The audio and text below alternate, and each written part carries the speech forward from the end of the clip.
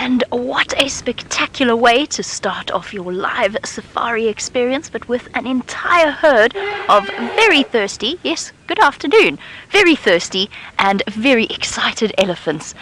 My name is Jamie and this is Safari Live. And hello and welcome on a very special sunset safari experience here with an incredible herd of elephants live from the middle of the African bush. And most especially a very warm welcome to the students at A Point of View Elementary in Mrs. Darwin and Miss Johnson's class. I hope you've all got your safari hats on and you're excited about this incredible experience. We are coming to you live from a special place in the country called South Africa, which is right down south of the African continent, and we're up in the top corner of South Africa on a very, very special place called Djuma Private Game Reserve. And what you're seeing here on your screens with these two elephant bulls playing with each other is happening right here in real life. So anything that you've ever wanted to know about these amazing animals, just ask your teachers or send through your questions and we will be able to answer them. Now this afternoon I have a gentleman called Jandre on camera with me. Now Jandre is quite shy, and perhaps if you're really, really nice to him and maybe ask a good question or get the answer to a quiz right, he might give you a thumbs up. But otherwise, that's all you get to see of Jandre. Let's go straight into the action because we've got an entire herd of elephants here and it is absolutely spectacular. I'll do a proper introduction in a moment and I'll explain it all, but for now I don't want you to miss a moment of these amazing animals. Up until about 10 or so days ago, we would not have seen moments like this. And that's because South Africa's been experiencing a really, really bad drought. We've had no rain and there's been hardly any water for these poor animals. And hardly any food as well, because the plants haven't had water so that they can grow. But we've had a bit of rain. As you can see, there's water in the watering hole and all of the animals are incredibly happy. As you can see, there's elephants here of all ages, and there's actually a couple of different herds all together. A herd of elephants, a breeding herd of elephants, is led by one big female called the matriarch, and then is made up of the matriarch's daughters, her sisters, aunts, cousins, and little babies as well. That's what an elephant herd is actually made up of. When a male elephant reaches about the age of between 13 to 15, he's actually kicked out of his protective family herd and left to make it on his own. And then they turn into these boisterous teenagers, playing with each other, pushing against each other, practicing the fighting skills that they might need when they get to be a little bit older. So that's why these two elephants are fighting. They're not really fighting. They're actually kind of playing. Oh, look how strong you are. Yes, show him how strong you are by leaning your head against the tree. Mrs. Johnson, while we watch these two elephant bulls playing, you wanted to know how many elephants will travel in a group together. It's quite variable. You're usually looking at between about 8 to 20 elephants, but often, like the scene in front of us, lots of different herds and even these young boisterous boys will join together. The one on the left has had enough. He wants to go. So often the herds will join up together because elephants are not territorial. In other words, they don't get cross when there's another group of elephants in their space. And actually, they probably all know each other because elephants are very, very intelligent creatures. And they all know each other just like you know the members of your class, your friends, and perhaps your neighbors or anyone living around you. You get to know individual people, your friends. So elephant herds will often come together like this. And who knows what they are saying to each other? Because there's definitely a lot of talking. We heard the elephant trumpet just as I said hello to you all. The big females all standing together. What a special, special moment. It's been a long time since we've had a big group of elephants together like this. And of all ages as well. Big ones, small ones. Look at them. Stopping to rest a little bit. It's nice and cool today here in South Africa. which is unusual for this time of year. Usually our temperatures are right up over 35 degrees, which is well into the 90s Fahrenheit. But today is nice and cloudy and cool, and as a result, the elephants are feeling pretty happy.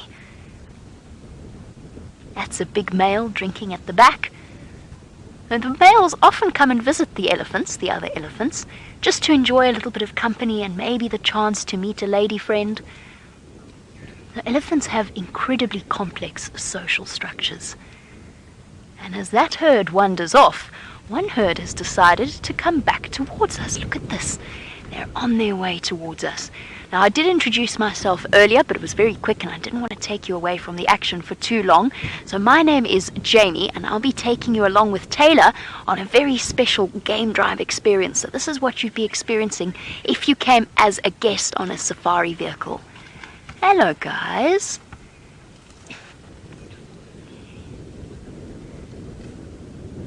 You big girls. Now, Brendan, you wanted to know how long an elephant can live for. And that's a really good question because they can live almost as long as us as human beings. So in the wild, you're probably looking at between 45 and even up to 60 and older. But usually it's around 45 to 55 years of age that elephants can live up to. So let's say that big female at the back there, she's probably the matriarch of the family. She's the biggest and the oldest. And I know she's old because I can see how her bones are starting to show around her head. And she's the leader of this particular herd. So she tells them where to go. Look at them using their trunks to slurp up the water. And that's because, imagine if an elephant had to get right down into the water. It's a long way for them to put their mouths to drink, so they can't drink like cats and dogs. But they've got a different way. Nature's provided them with a rather strange straw. That amazing trunk. So they're not drinking, if you watch, it's not drinking through the trunk. It's using the trunk to suck up water and then put it in its mouth. Amazing. Now you'll notice when I first had them walking towards us, I started talking to them, and that's because these are wild elephants, and although they're very, very intelligent, it's important to remember that they are much stronger and much bigger than I am. Randy, you wanted to know how strong an elephant is. Very, very strong. So a big male elephant can weigh over 10,000 pounds, which is 5 times me plus this vehicle and Gendre. That's a lot of muscle and power. So they are capable of pushing down, let's pick a good tree, let's say this tree. They could actually, if they really wanted to, maybe that tree's, no, they could. I've seen them push down trees that size. If they really wanted to, they can reach right up and pull branches down with their powerful trunks. So they are very, very strong. And it's important for us to remember that, and also to remember that this is their home and we are just guests. So whenever you go and visit a friend's house, you're always on good behavior. And we must remember that we must behave well in their home as well. Now, I said that it's not just me taking you out on this wonderful safari experience. There's also another lady called Taylor, and I think she would really like to say a good afternoon. Hello, everybody. We have got some impala in the distance. But before I tell you too much about the impala, I want to introduce myself to you. I have a face. My name is Taylor, and on camera with me, we have got VM. There's VM's thumb. Now, welcome again to all of the wonderful children from the Point of View School. Remember, if you've got any questions for me this afternoon or for Jamie, you're welcome to ask either Miss Johnson or Mrs. Darwin, who are going to be hopefully passing on some of the lovely questions. But let's have a look at some of these impala. Let's see if we can find any that aren't hiding behind the trees. There we go. There you can see a few.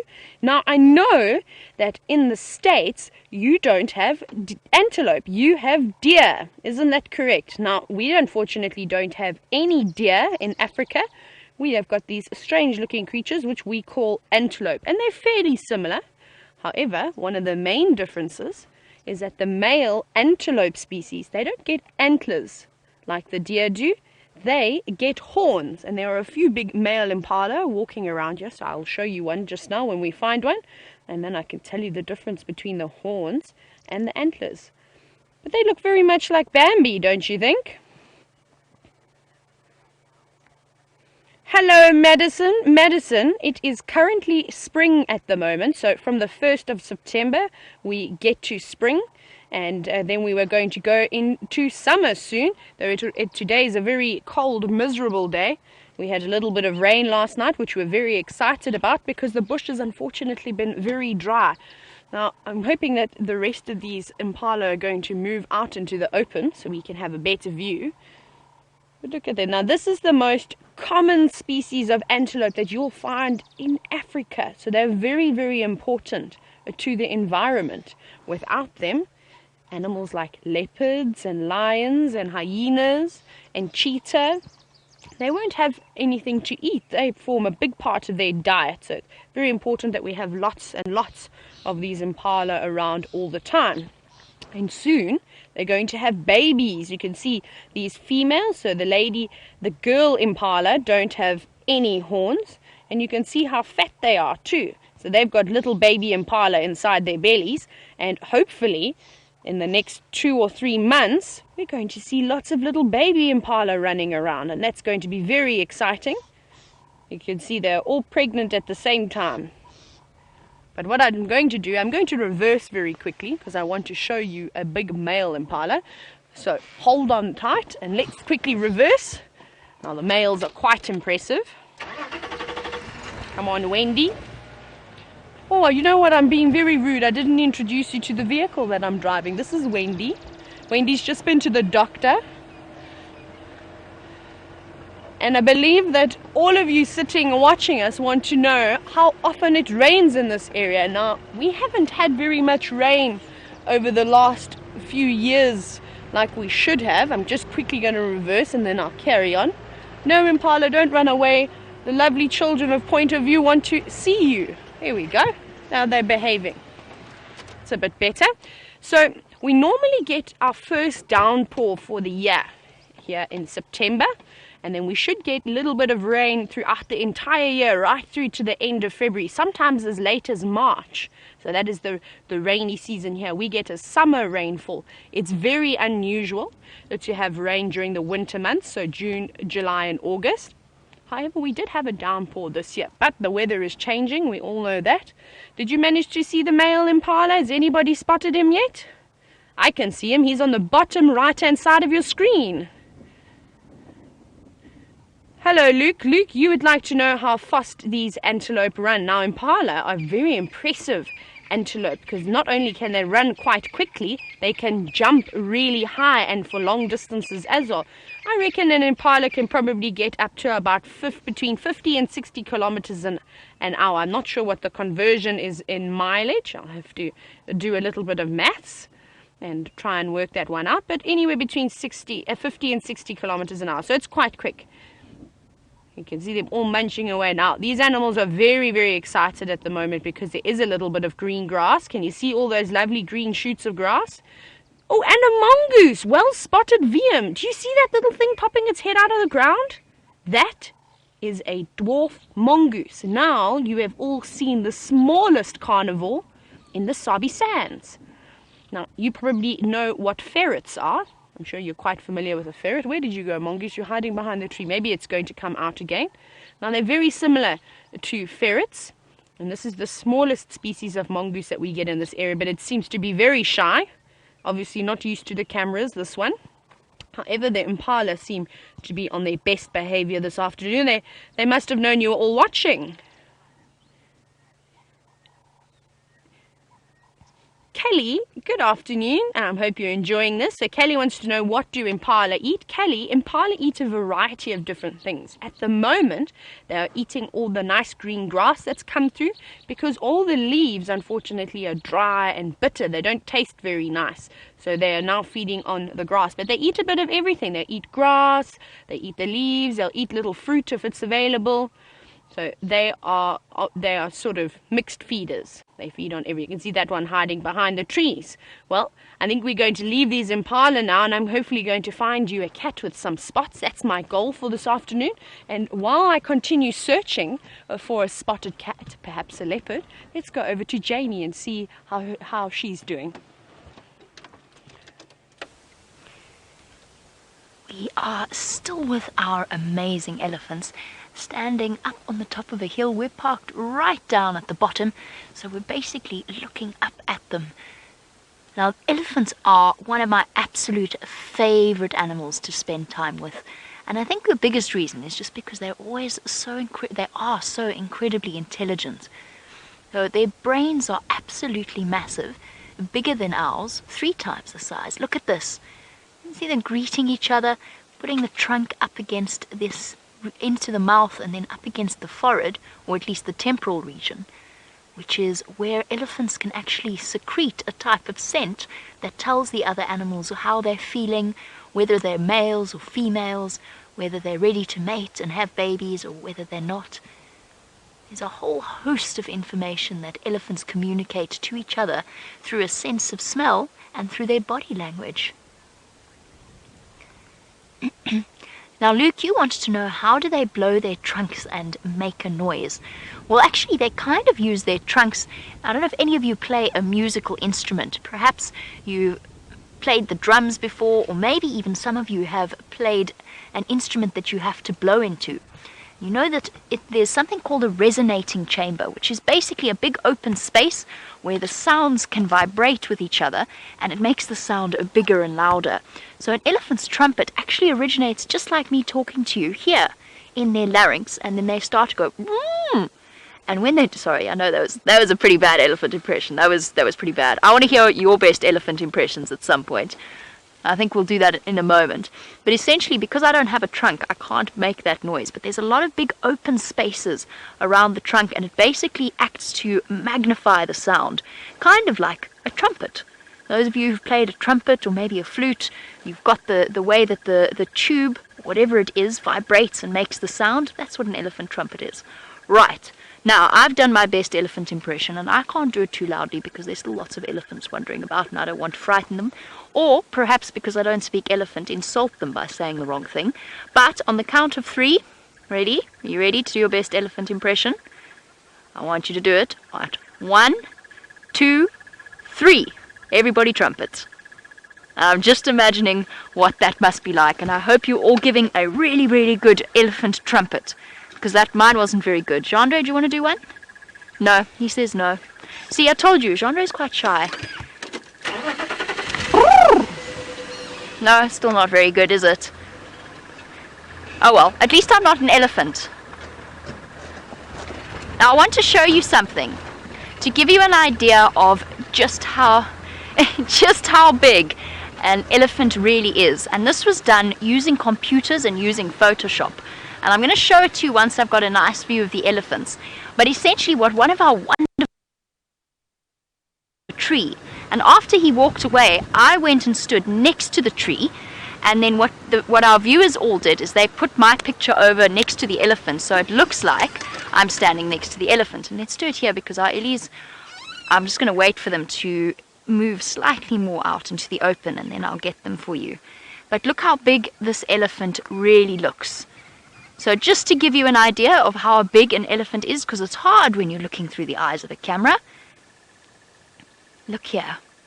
That's me, and that's an elephant. That's how massive they are. His trunk at the top there is wider than my body.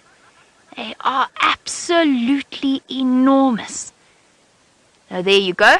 That's just how big an elephant truly is. So that's a big male. Here's a beautiful male. Now, of course, not all elephants are big. Some of them, as you saw, are still quite small. Brandon, you want to know what baby elephants do in the herd. Well, the answer is they're looked after really, really very well. So a baby elephant, when it's born, is totally reliant on its mom. It's only 100 kilograms, so it's small. That's 220 odd pounds when it's born. That's positively tiny when you're an elephant. They can't even use their trunk yet. It's like a toddler using its hand. It kind of flops all over the place and doesn't really work too well. And then you know how you have to learn to write and catch things? Baby elephants have to do exactly the same. I'm going to find you a baby elephant. That's what we'll do. So basically, they don't do much, but they're really, really important because the whole herd looks after a baby elephant. So, of course, mom will look after her baby, but so will the older sister, the older brother, the cousins. And in fact, young females even practice babysitting little babies so that when they have their own baby, it's not such a shock. They know what to do. They basically learn. There's a little one. See, he hasn't even grown his tusks yet. You're playing hard to get, little elephant. Are you hiding?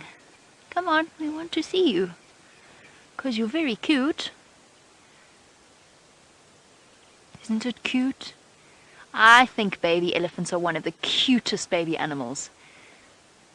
And Kenley, you want to know, what do elephants eat? Well, watch what this baby elephant's doing. See how he's using his trunk and his foot? And he's not very good at it, because remember I told you babies haven't quite learnt their coordination just yet. Oh dear, it isn't working, is it, little one? Oh no, he's trying to grab that tree so he can eat it. Oh, that wasn't the whole tree, that was just a leaf. I'm given up now. So elephants eat plants, and only plants. So up until relatively recently, all they had to eat was trees because there was no grass, because we'd had no rain. But now they can eat leaves and bark and tree roots and bulbs that they dig up and grass.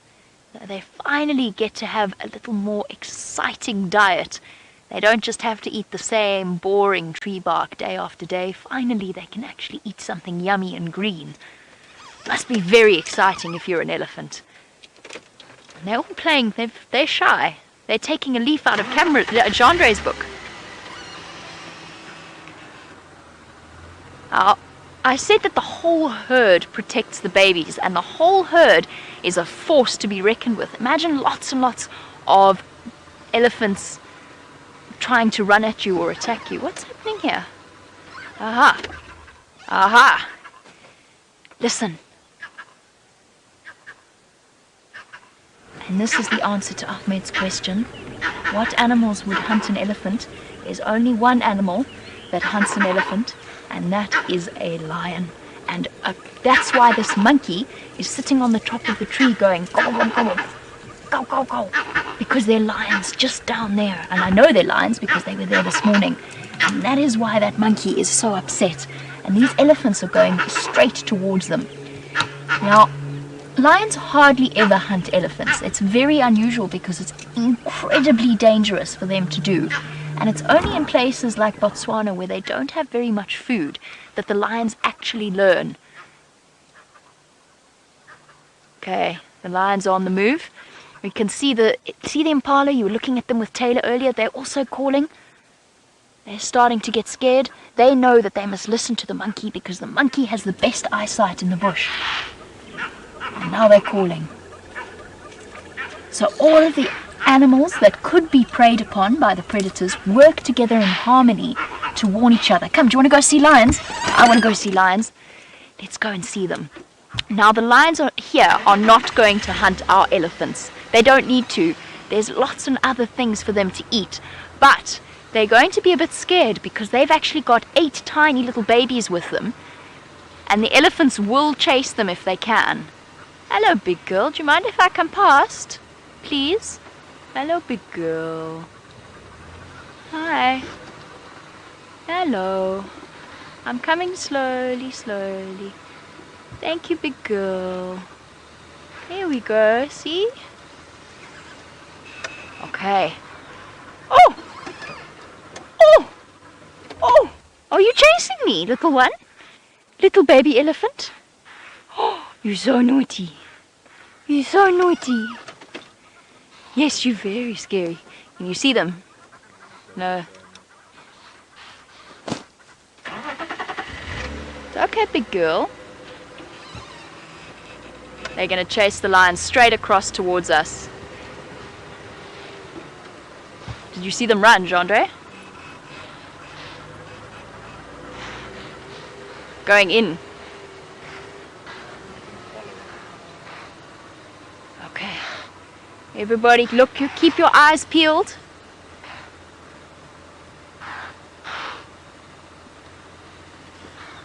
Okay. I'm going to go find these lions for you. Let's head across to Taylor and see what feathered friend she's got.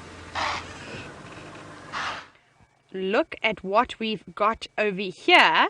Now, Chase, I believe that you were looking for some birds and you're wondering what types of birds we get in this area. Now, if you have a look very carefully, you can see that one that we're looking at. He's got a bright orange head. This is a male Coqui francolin, and it's actually a very special francolin to see in this area. And we normally see lots of common ones, but we don't always see the Coquis. And if we're lucky, we may get to hear them call. There is a female with this male somewhere around here, and I don't know where she's gone. Oh, there she is. There's the female, so you can see she hasn't got as bright of an orange head. Now, with the birds, I'm sure it's the same where you live, is that it's the males, it's the boys that do the hard work, and they've got to be all pretty and have a nice voice to try and attract the females. So there they are. They like to peck through all that elephant dung that you can see, and they'll eat little things like termites. So, Chase, we get quite a number of species of birds in this area, and it's very exciting to hear that you're excited by the birds. And we get just under 300 different species of birds in the Sabi Sands here in South Africa. But in total, we've got about 850 odd birds in Southern Africa. That's a lot of birds, eh? Now, we won't unfortunately be able to see them all, but we've seen one of them, and like I said, we've seen a very special one. So these little birds, they're very simple birds in the sense that they make their nests on the ground. They don't build a nest in a tree, and it's a very, very simple nest too. It's just a little scrape on the ground, under perhaps a little tree for some shelter, and then they will lay their little eggs. Very small eggs too. You can see them pecking on the ground. Yes, Coqui francolin, like a coqui that you would write with. I suppose we in South Africa we call them coquis. I'm not sure. I'm trying to think. Not pokey with a P, coqui with a C. So C-O-C-Q-U-I, coqui. That's how you spell it. So it's a funny name of a bird, and that's because of its call, everyone. So I'm turning the radio down. It's sort of, when it does its proper call, it goes, coqui, coqui, coqui. Not like that in bird language, obviously. I don't do very good bird calls. But let's see if we can have one more look at them. I think we can possibly sneak a view. I think that female is going to come back out again. Yeah, there's one. The male's just to the right. The female's going to come out as well. Where are you? She's just behind the bushes. Can you see her moving there? Look how well she blends in as well. And now when you are living on the ground like this, it's very important that you have good camouflage. You've got to be able to blend into the environment, to all the grass and the trees very well. Otherwise, you're going to have something like a big eagle come through and swoop you up and pick you up off the ground. So they're very, very good at hiding, and they can run really fast. They can also fly, but they fly very much like a chicken. So they don't fly for very far and very high. And sometimes, if they don't have a nest, they will actually sleep in the trees. There we go. Now you can see the female quite nicely. Now what you should do is you must ask either Mrs. Darwin or Miss Johnson to maybe try and take some screenshots from her computer, from their computers, and then hopefully they'll be able to share some of these photos with you too, so you can remember it. We're getting the evil eye from Madam Coqui francolin.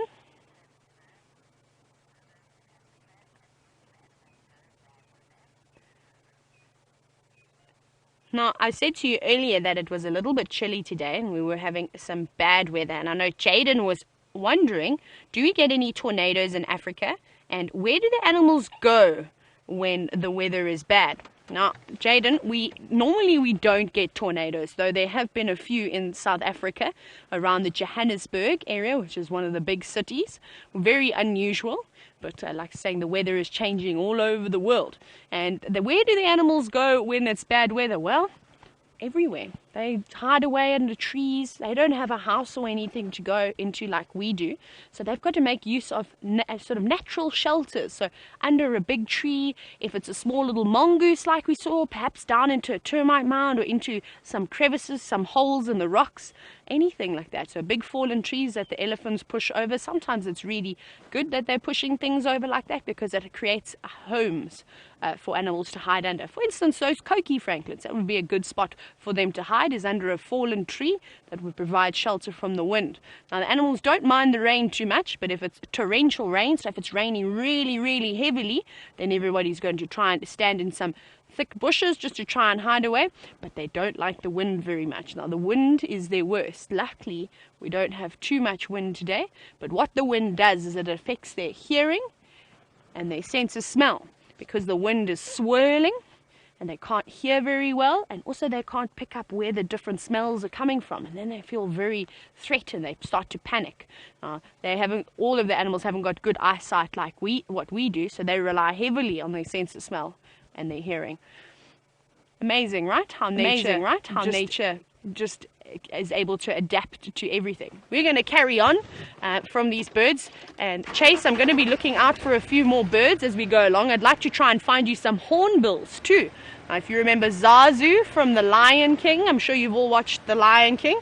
That is who Zazu is. So we're going to try and find one of the hornbill species for you this afternoon. And they don't seem to mind this weather too much. I saw a few flutting around. I'm so excited, everybody. I'm not going to tell you what Jamie's got, but jump onto the back of her vehicle. She's got a little surprise for you.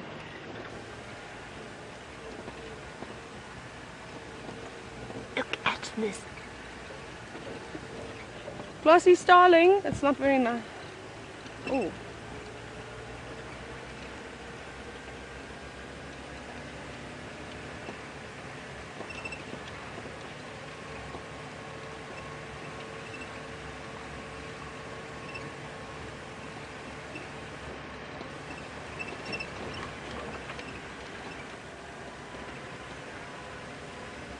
This program features live coverage of an African safari and may include animal kills and carcasses. Viewer discretion is advised.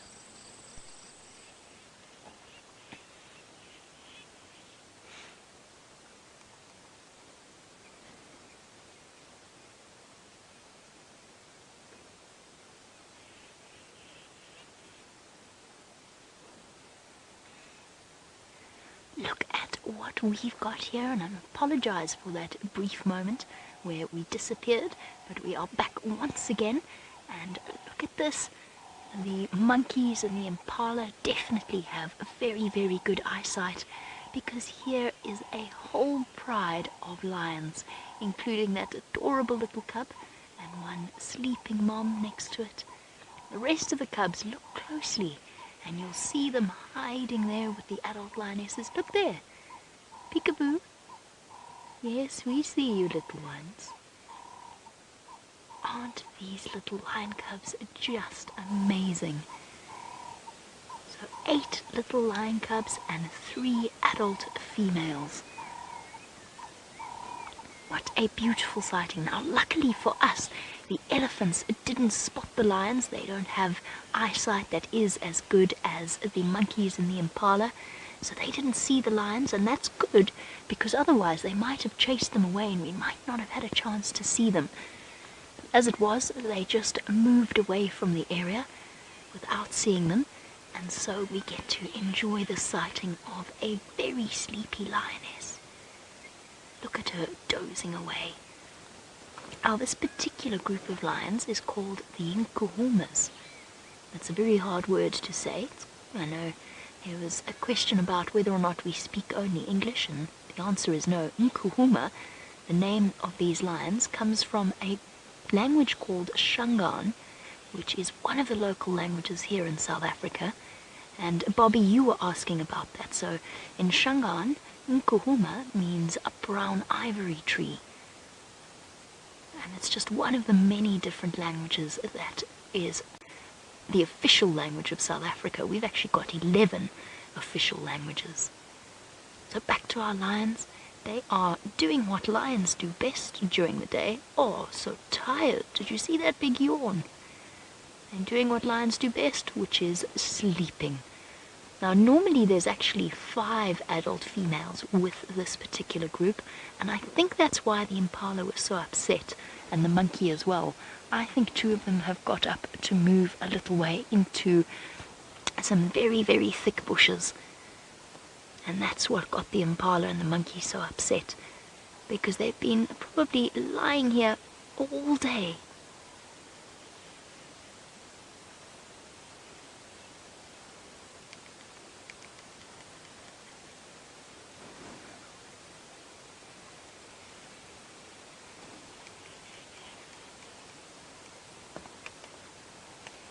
Sorry everybody, just listening to the sounds of the bush, making sure I've got everything right and that the lionesses haven't disappeared. Now, Jerry, I'm really hoping, because it's not too cold, that the lions will play and show you the answer to your question, because yes, they do play. And generally it's the cubs that jump all over each other and tumble around and grab each other, basically practicing their hunting. But the adult lionesses also play with each other sometimes, not as often as the little ones, but they'll often batter each other and jump on top of each other, and it's part of the way of reinforcing the bonds between them, and also at the same time it's making sure that they stay in practice for when they do go hunting. So our little lion cubs, we've been treated to many, many scenes, and unfortunately I was hoping we might be able to see them slightly better, but we can't. Sadly, this is as good a view as we're going to get. Our little lion cubs have treated us so amazing sightings. Now, Madison and Brandy, hello, I hope you are having an amazing morning. You want to know, what do lions eat? Well, the answer to that is they eat meat. Lions can only eat meat. Sometimes they nibble on a little bit of grass every now and again, but that's only because they're not feeling well. So lions will go and hunt things like buffalo. The impala that we saw would definitely be on their menu. Some of the antelope species. Lots of different animals out here. Zebra, wildebeest. They will track them down and hunt them. Now, it might seem like it's really, really cruel, but lions can't go to the grocery store, or they can't go shopping and just buy some meat at the store. They have to go and find their own. And even these tiny little cubs, they're not ready to hunt yet, but they are already eating meat. They sometimes drink milk from mom, but they've already got the teeth and the claws that they need to feed off a kill. So that's what lions eat. And these ladies are, oh look there, you can see those fierce sharp teeth. Oh, come on little ones, it's nice and cool today. Maybe you should hop up and start playing with each other. Another big yawn, look at those sharp teeth. Now for these little cubs, it depends on whether or not they are boys or girls. Look, he's getting up. Whether or not they will stay with the pride for their whole lives. So females will never leave. They'll stay with their moms and their aunts and their sisters, and all of the females in a lion pride are related. Sort of like what we saw with the elephants. Ah, you're just going to hide in some denser vegetation, aren't you? But the males, on the other hand, when they become teenagers and they're ready to leave, then they leave the pride, often together with a brother or a cousin, but with the other males of their age, and they go off and they survive on their own. And it's only when they're big enough and they're strong enough, when they're fully grown, oh look, she's got her head up, that they will be able to fight for a territory and therefore be able to make babies of their own. Which lioness is this now? Don't you think she's beautiful?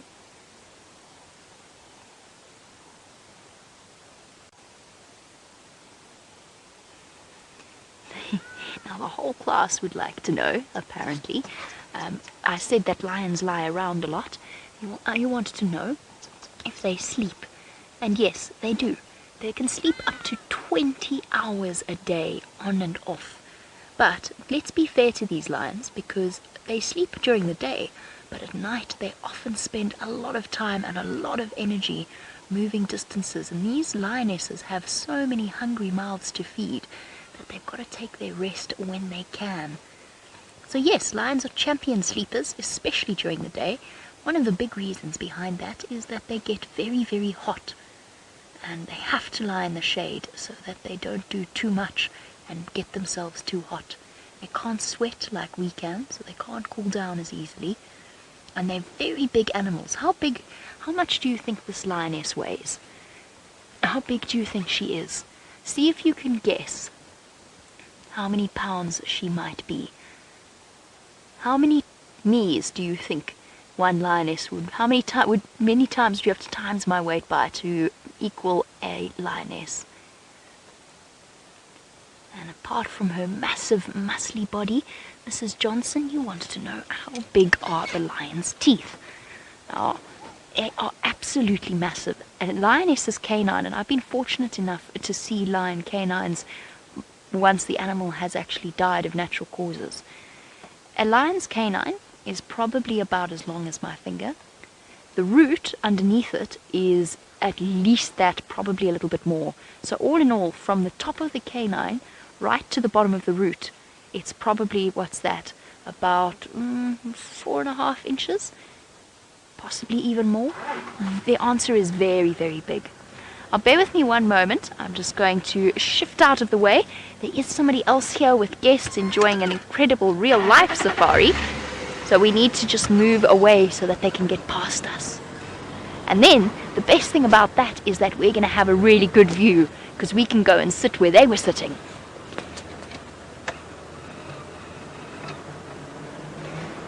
Now, the one nice thing that we see after the rain, just while we make some space... Oh, let's try not to drive Jeandre into a thorn tree. I don't think he'd like that very much. Chase, you wanted to know whether or not there are animals that hibernate here in South Africa. Sort of, but not 100% because of the cold. So animals that hibernate, like your bears and other little creatures, maybe some squirrels, they actually hibernate so that, because it's cold, it's so cold and there's no food. Out here in South Africa, our animals do what's known as estivation, and that's because it's dry, there's no water. So frogs go into estivation, even certain types of fishes can, tortoises or reptiles, snakes, all kinds, and even certain insects, but none of the mammal species do. Sorry, I'm just waving because there's a couple of guests there that are coming past. Shall we go get the best view? I think we should go get the best view quickly.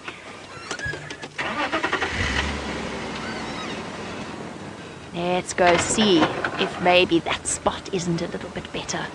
And perhaps because it's cold today, the lion cubs might not be too sleepy, and maybe they'll get up and play. Hello, little ones.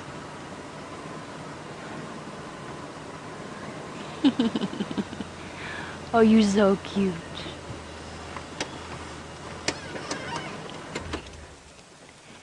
Look at that. All 4 of them all clustered together. Sorry, I'm wrong. There's 5 of them lying there. All of different ages. Aren't they beautiful? We've been lucky enough to actually watch some of these lions since they were a couple of days old. Copy that. You're welcome to make your way in. So we've almost been able to see them grow up. Look at those bright, curious eyes.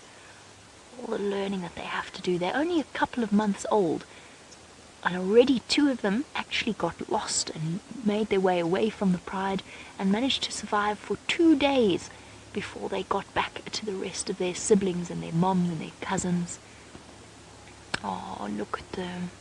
This is one of the oldest lion cubs, but you can see one of the smallest ones sleeping at the back. That little one on the left, look, it's so sleepy. We're gonna have to keep our voices down so we don't keep them awake. Now, Christian, you want to know, where are the male lions? Well, some of these cubs are actually males, but I know what you mean. Where are the big male lions, the fathers of these cubs with their big manes? And the truth is, Christian, You might have this idea, especially if you've watched the movie The Lion King, that a male lion stays with a pride the whole time, and that's not actually how it works. So a pride is just made up of females, and the big male lions, and the daddies of these little cubs, they have a very important job to do by patrolling a territory. So they move around the boundaries of an area and make sure that no other big scary male lions come in. So they're not here at the moment. Sometimes we see them, and then the cubs get to play with them, jump on their manes, pull their manes, and sometimes they come and share the lioness's food. But the daddies are not here at the moment, so they often walk around on their own or with their buddies, so with their coalition members, their brothers or their cousins, to help protect these little cubs. So male lions are not really hands-on dads, but they've still got a very, very important job to do.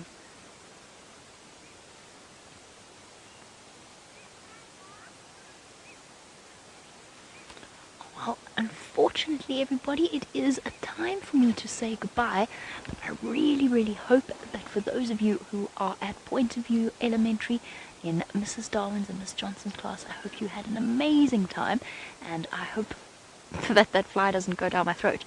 I hope that you're inspired to love lions and all the other wild creatures as much as we do. Until I see you next time, bye-bye and have a lovely day at school.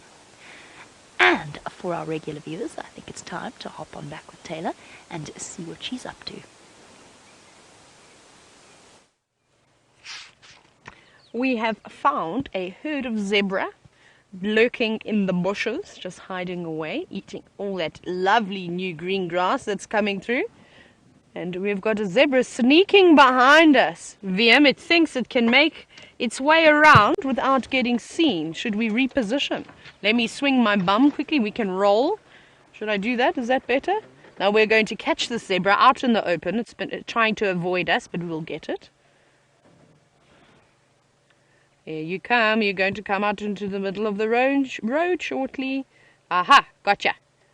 You know, these pesky zebras, whenever I seem to see them, they're never out in the open. They're always hiding behind all the trees.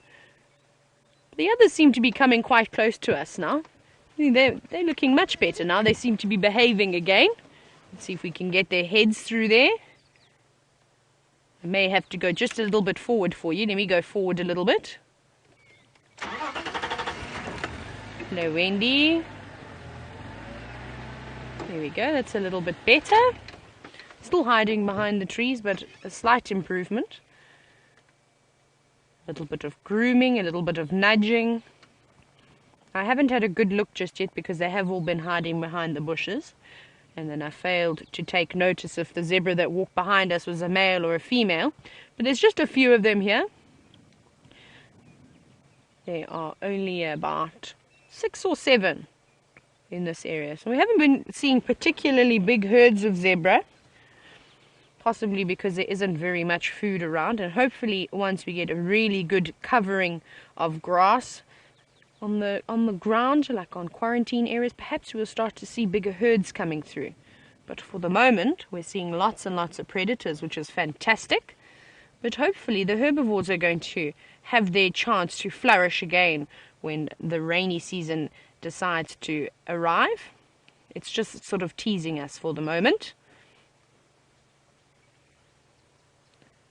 And they seem very relaxed, which is nice. They were a bit nervous when we first got here, but I suppose now that we're here, they're all right. That one that is looking away, not this one, I didn't see, that was a stallion. Perhaps this might just be a bachelor herd.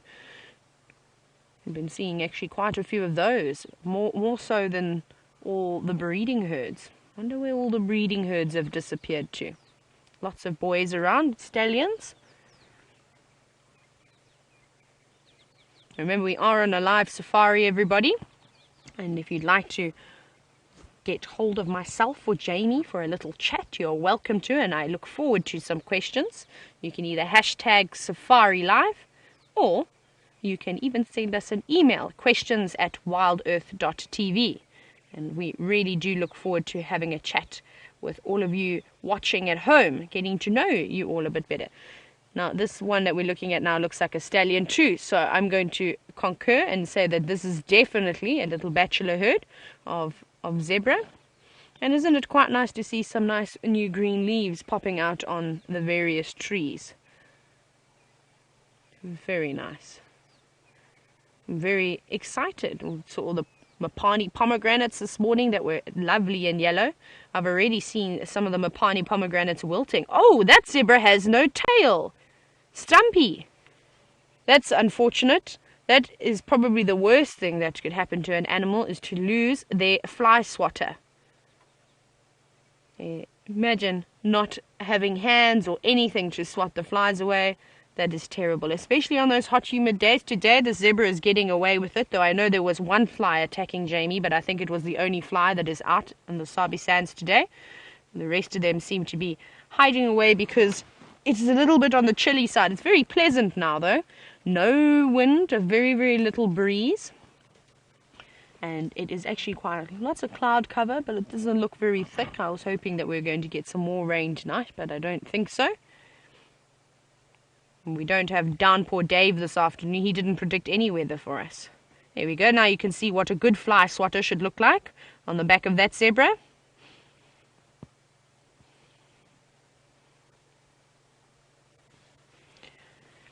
Now looking at just at these stallions in this herd, they've obviously come together now to regroup and re-strengthen until the next breeding season, which will be next year. Well, most of the mares will already be in foal. Now, Andreen, I know you were wondering this afternoon, what is the average lifespan of a zebra? It's very much like a horse. So if any of you are familiar, it's quite varied. Some horses can live to 20. I've even had a horse that I sold on and believe is doing very well. And he is quite an old chap now. And I've even heard of horses living up to 30. But I would put an estimation at not more than about 23 to 25 years for a zebra. They are tough characters in the bush. They are extremely resilient. They've got a very good long life ahead of them. They age very much like horses. But everybody is thoroughly happy that there's nice green grass around. Except, unfortunately, that the grass doesn't seem to be growing any longer now. Some of it's already starting to look like it's wilting a little bit.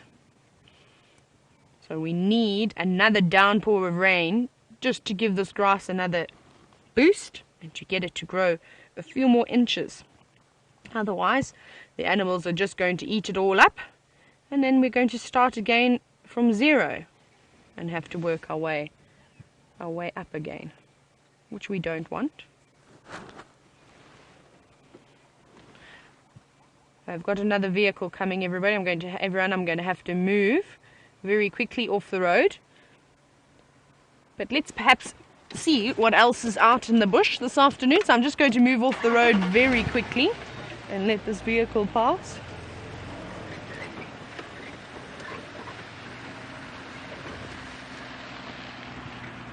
Wendy's still a little bit sick apparently. Hello. How's it? Very well, and you? No, thanks. Got some of the Sabi Sand Voltane employees. I'm just popping past. So that was Willem. Everybody, I know you didn't get to see him, but he heads up some of the anti-poaching team. So they do a fantastic job.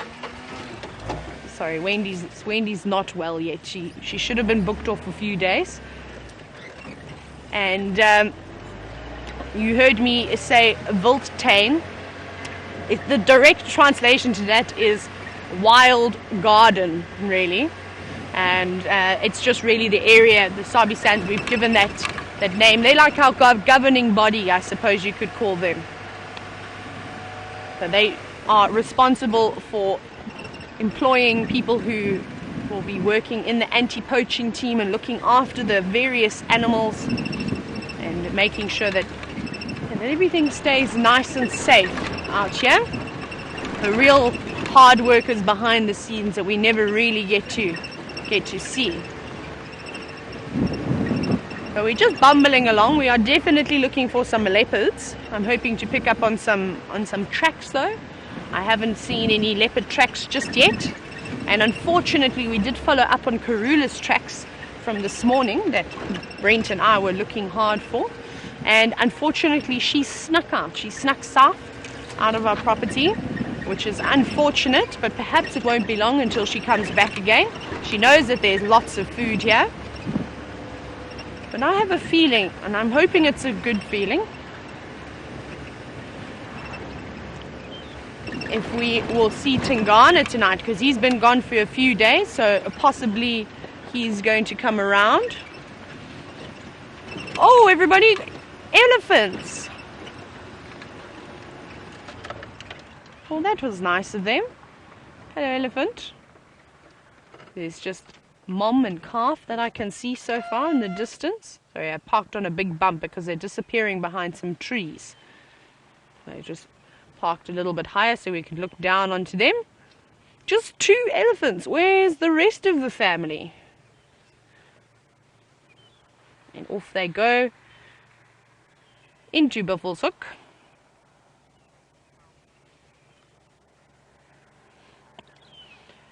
Now, I suspect that there could possibly be more elephants that have maybe crossed the road already and moved on into the distance. And I know that John from Toronto was wondering if we could tell the difference between the different herds. Now, John, to a point, yes, we can. I'm going to move forward because I think we could get another shot of these elephants before they disappear. Just going to go a little bit further on. So, John, most of the elephants, the matriarchs, sort of the biggest and the most experienced or the oldest elephant in a herd, you can typically try and remember them. Oh, there's an entire herd here. Let's see if we get another gap.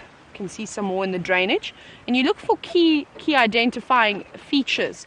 So one of the things being the shape and the length of the tusk. I was chatting this morning how I saw a female, she was quite unusual, where her tusk grew straight down and then bent back towards her, almost like a fish hook, if you can imagine the end of a fish hook. And obviously very unusual, and you don't see something like that too often. So when we see her come round, we obviously associated her with her herd. There was another female that had the longest tusks that I've ever seen on a female elephant, and she'd come through every now and then. So yes, we can.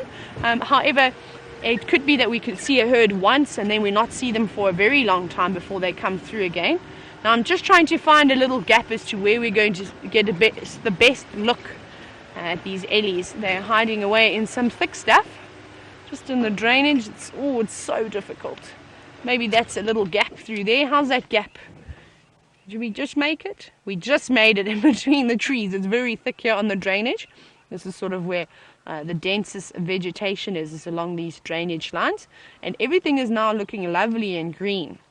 And I suspect that lots of these elephants are going to start to feed on all these nice green leaves that are coming through, and not have to worry about eating the guarri trees or the silver cluster leaves anymore, because those unfortunately were not the tastiest plants to feed on. Though, what are they eating? They better not be eating a guarri tree. I've just said that they shouldn't. No, they're not. They're eating something else from the ground. And we all know that the guarri trees have got a very high tannin content and are very bitter. Some of you remember the face I pulled when I tasted a guarri leaf for you. It was very unpleasant. It tastes like sour grape skins. It's not good at all. Now we're just seeing the rump of an elephant disappearing down into a drainage. And unfortunately, I don't think we're going to get a better view.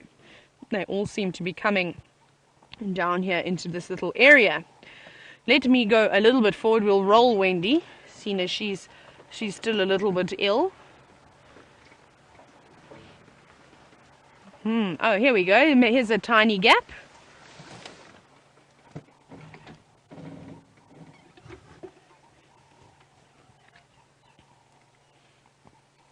You wouldn't think that... Oh, wow, did you hear that? That is an entire tree being pushed over in the distance. I don't know if you heard the crashing and the crunching. Unfortunately not by this elephant that we're watching. Now, Eileen wants to know, is there any chance of a poacher perhaps using the frequency from the collar of a tagged animal, so whether it's an elephant, rhino, I suppose, or even a wild dog, And yes, of course, there's that opportunity, but often those coordinates are kept absolute secret, locked up in a safe, and only a few people have access to those coordinates, especially if they're on something like rhinos.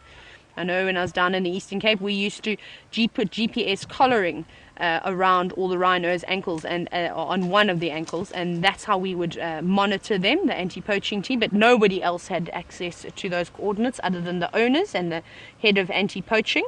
And I think it's a good way, especially if you've got an area where it's very, very thick and you can't access all those places with vehicles. For instance, the Eastern Cape of South Africa, so the southeast coast, has the oh my goodness, what is wrong with me? I can't even think of the biome that I'm about to tell you about. The Albany thicket biome. Sorry everybody, my brain went to sleep then, couldn't remember what I was trying to tell you about. Now that comprises of small evergreen shrubs. No tree, or very few trees, probably about 5 or 6 different species, and there goes another tree as we're talking about them. And lots of valleys, mountains and rivers, and some places are so thick you can't even walk in there. And that's why we ended up doing that, just to be able to monitor all the different animals. So that helped us out a lot. This elephant is standing in a bank, obviously feeding quite happily now on whichever tree she decided to push over. But look how still she's standing. If you had to drive past that, you wouldn't even see her. She just looks like... This is me. How these different colors blend in so well. Look at that. You can't even see her. I mean, you could just be driving, sort of bumbling, humming a song, and you would completely miss her. Unless you were being very quiet, and then you could hear all the noise that they were making. Goes a little one down to join in on the feast of the tree that we cannot see anymore. I don't think we will. Well, we can try. Let's try go into the drainage. We'll try and go stealth mode and look back down. Possibly we get a better view, but I'm not 100% certain. Right, while I try and find a better view of these elephants, see if those lions.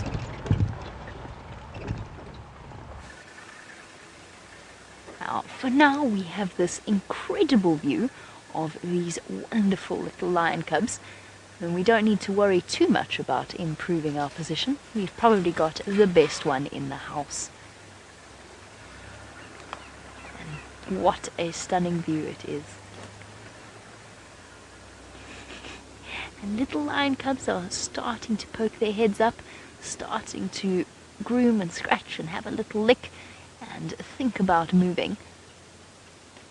Hello, little one. Grooming each other. And perhaps before we have to leave, we'll have a chance to watch them. I love the one on the branch. I'm sorry, that's just too adorable for words. Look at you! What a perfect pillow. It's because the ears are so flopped forward at that angle and to the side.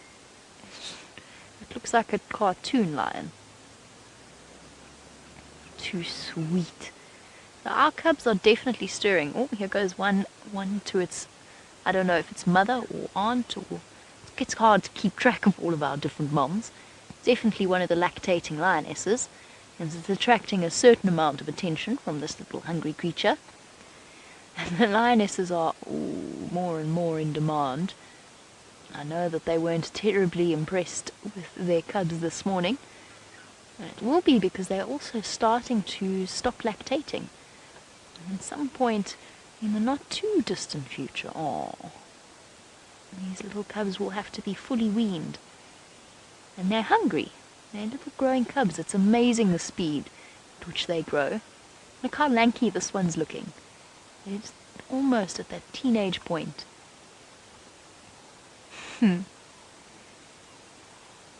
Okay, no luck with one. Let me try this one.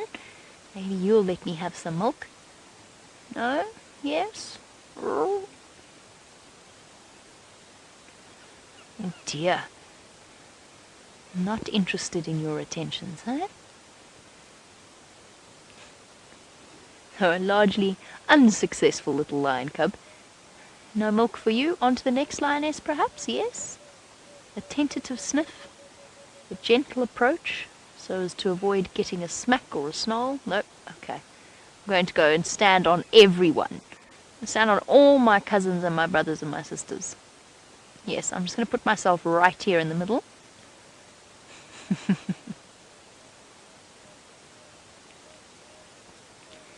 Espen, you wanted to know what would be the biggest threat for these young Nkuhumas.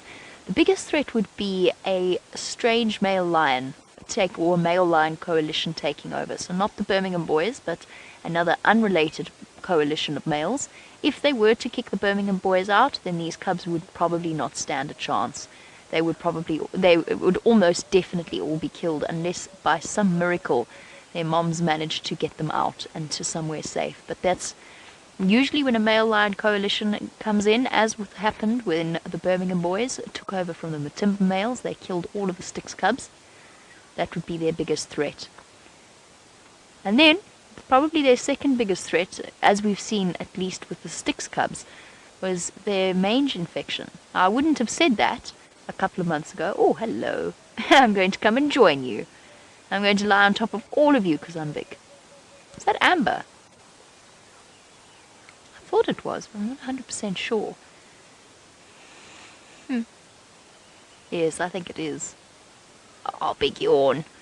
So, unfortunately, very, very sadly, we lost most of the cubs from another pride called the Styx Pride to an outbreak of mange, which apparently they have struggled with for many, many generations, which is not something I realized up until recently. Now, I know that some of you have noticed some balding patches on the Nkuhumas. This little one, for example, behind its ears, it's pretty much, there's no getting around it. It's definitely got some scabby spots. Oh, bye. It heard me talking about its scabby spots and got shy. That's not necessarily mange. I know, Michael, you were wondering about the Nkuhumas and the mange. The rest of them are all looking healthy. It's just that one individual. I'm going to be hopeful and say that it might be caused by something else, but it is starting to look patchy. I'm really hoping, though, that it's not due to mange, because it doesn't seem to be itchy or lacking in strength, so it might be something, maybe perhaps a fungal infection, perhaps biting flies have targeted its ears. Yes, little one, you're causing us much concern. I hope you know. Yes.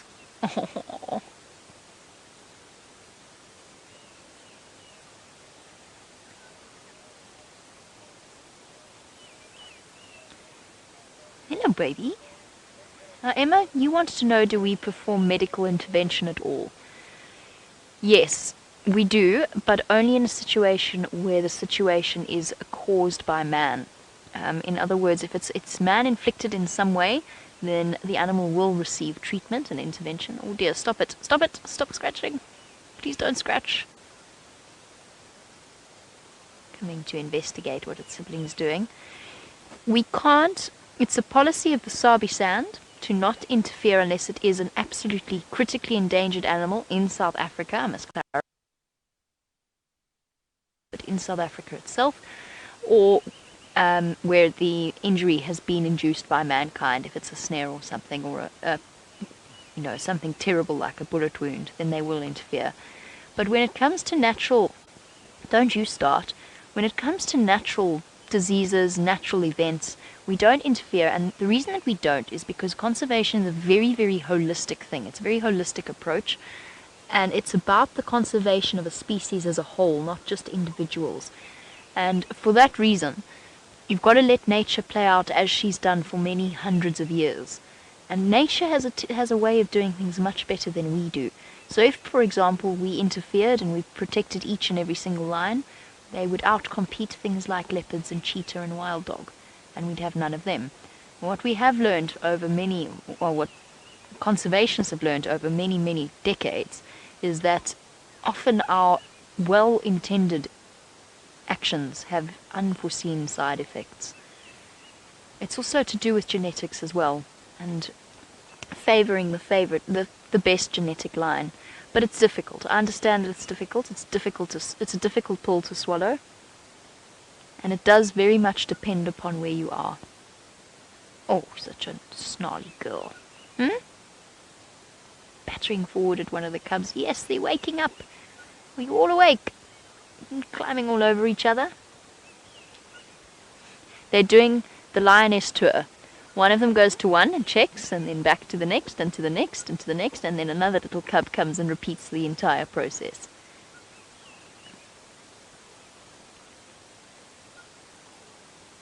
Starting to make little begging sounds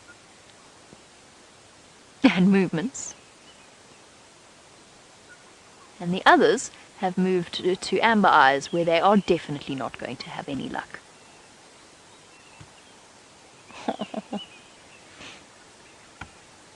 She's such a cool aunt. Oh, we've all arrived now. Feed us, please. We're awake now. We don't care that you weren't. We want... Oh, shame.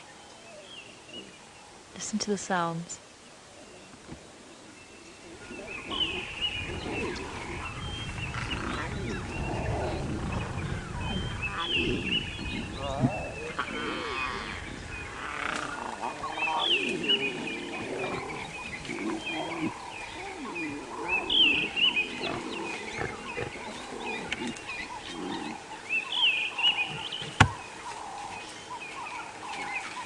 Mum's not having any of it.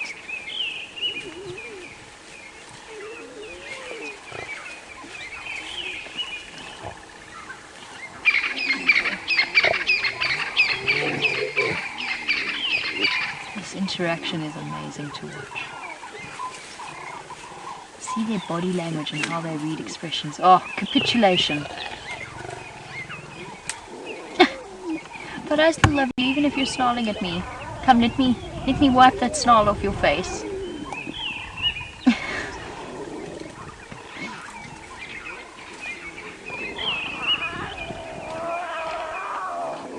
If she looked at me like that, I'd be terrified.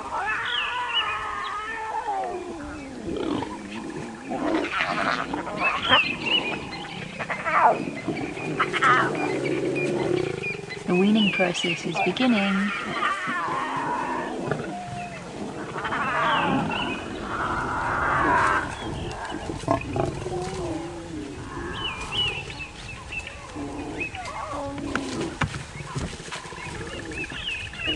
Look at them all. There you go, Emma. I don't want to speak too much just because of the amazing sounds they're making. You want to know when the weaning process is started. Well, it's now. She might be the mother of one of the oldest set of cubs, in which case her cubs are nearly 5 months old, or close to 5 months old. So now is the time to wean them. By the time they're 6 months old, they'll be completely weaned. Oh. We might find the mother of the youngest cubs will lactate a little bit longer. Oh, such begging. She's not responding to it, but the other lioness has. And she lies back down. See what I mean? Some of them are going to lactate for longer just because they had their cubs later. But the weaning process is starting now, properly starting now, around 5 months of age. Amazing how she responded, even though they weren't. Sorry. I'm giggling. Amber Eyes just sneezed and she gave herself such a fright. And now she just looks really embarrassed. Big stretch. Yes, girl, that was you. I don't think I've ever sneezed and given myself a fright, Chandra, have you? No, that's quite special, Amber. Yes, go stick your head in a guarri bush. In shade. Yes. Sorry to drag you away from the cubs, I just had to show you that particular spot.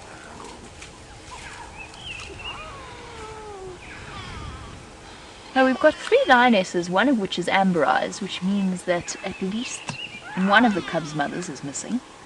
Not missing, I mean she's just not here. Potentially gone out hunting, because these lionesses are hungry looking. They could definitely use a meal. Big yawn. Usually the prelude to getting up. Yep, got you, Mum. You got weight. Yeah, definitely some empty bellies here. And they're going to have to go out tonight and go off in search of dinner.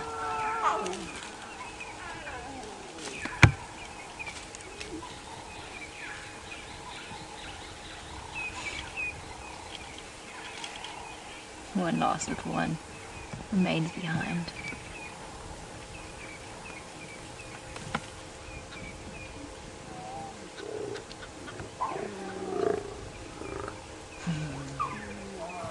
You can still hear them begging. And the lioness is snarling at them. Come on, little one, off you go. Off you pop, catch up. Hey, I got a stick.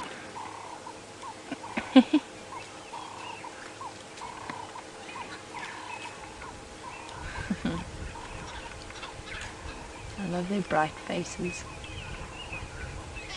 You've been left behind, little one. I know that stick was great fun to play with.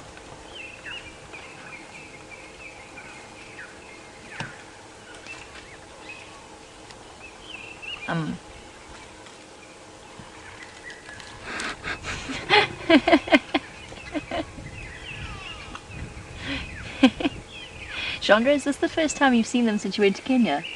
Yeah. Have they grown? Yep. Yep. Are they as good as the Kenyan lions? Better. Better. Chandra, of course, for new viewers, has just spent, what was it, 10 days? A week? 10 days. 10 days in the Mara Triangle, filming live safaris there, and I'm sure he had a ball. I haven't actually even heard his tales yet. Been busy with other things. I'm sure he has plenty of stories to tell. Some that I imagine will be absolutely hilarious. Now the cubs and the lionesses are moving into some very dense vegetation, and I hope I have a special surprise for you up my sleeve. So we're actually going to leave the lions for now, and we will possibly Taylor might pop in. You'll have to ask her herself. Maybe she would like to come and take over the lion sighting. But I have to go somewhere else now. I'm not telling you where I'm going. So while I leave the lions, as they head off, I actually think they're going to disappear, as I head off out of the drainage line, let's go across to Taylor, find out what her plans are. So we've changed our plan a little bit this afternoon. It seems as though Djuma's a little bit on the quiet side. So we've decided that we're going to head towards Arathusa and see perhaps if Tingana is not around. Now, last we heard he was somewhere on Simambili or the boundary of Arathusa, somewhere around there. And there's been no word of him since. So maybe he's moved. So we're going to go down and have a little scratch around. And maybe we get lucky, maybe we get to see him. Wouldn't that be wonderful? I saw him very briefly the other evening, not last night, I think it was the night before. As we closed down, just before I got back home, basically. He popped out in front of me. He's very cheeky. He was avoiding the cameras all day. Obviously he was resting somewhere. So it'll be nice to see him, and he was looking a little bit on the thin side. Hopefully he's had a meal since then. But that is our plan for this afternoon. We're still searching for the spotted cat. We're not giving up just yet. That is, we're still quite far away. We're only on Cheetah Cut Line. So we're most likely going to go from Cheetah Cut Line. We'll go along Gowrie Main and then turn off when we get to Triple M. And then we'll hopefully get into Arathusa, and maybe there'll be something waiting for us. Oh, but we've got hornbills, and the No, don't fly, don't fly. We just want to look at you. One of them has got something in its mouth. No, not that one, the other one, but it's hard to see. Hopefully the other one comes and joins this one. You may hear them. Another one clucking in the distance. I say clucking, they're not really chickens, but that's what the sound reminds me of. It's like cluck, cluck, cluck, cluck. There we go. Now, let's see what that one's got in its beak. What? No, of course, typical that you're going to hide there. Nothing. You've obviously eaten whatever you had, and you didn't let us see what you ate. That's very rude. I can't imagine what they would have found in this miserable weather, because there's not a lot of insects around, unfortunately. But the two of these yellow-billed hornbills seem to be hopping around quite happily on the marula, as you can see. They really are hopping and very active.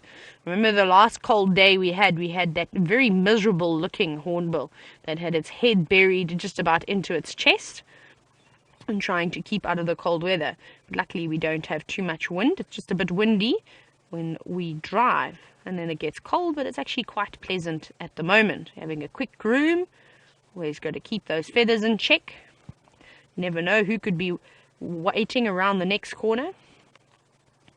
Cleaning the beak.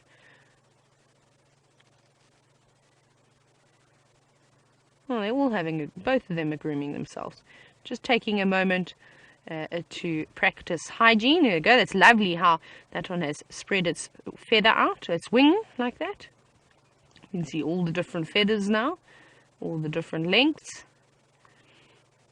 It's quite beautiful, those little spots that they have on their wings. You don't really notice them until they ruffle them up and they show as individuals.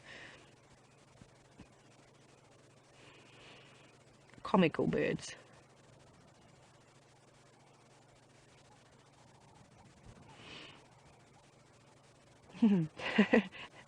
Having a great old time. Making sure they get every nook and cranny.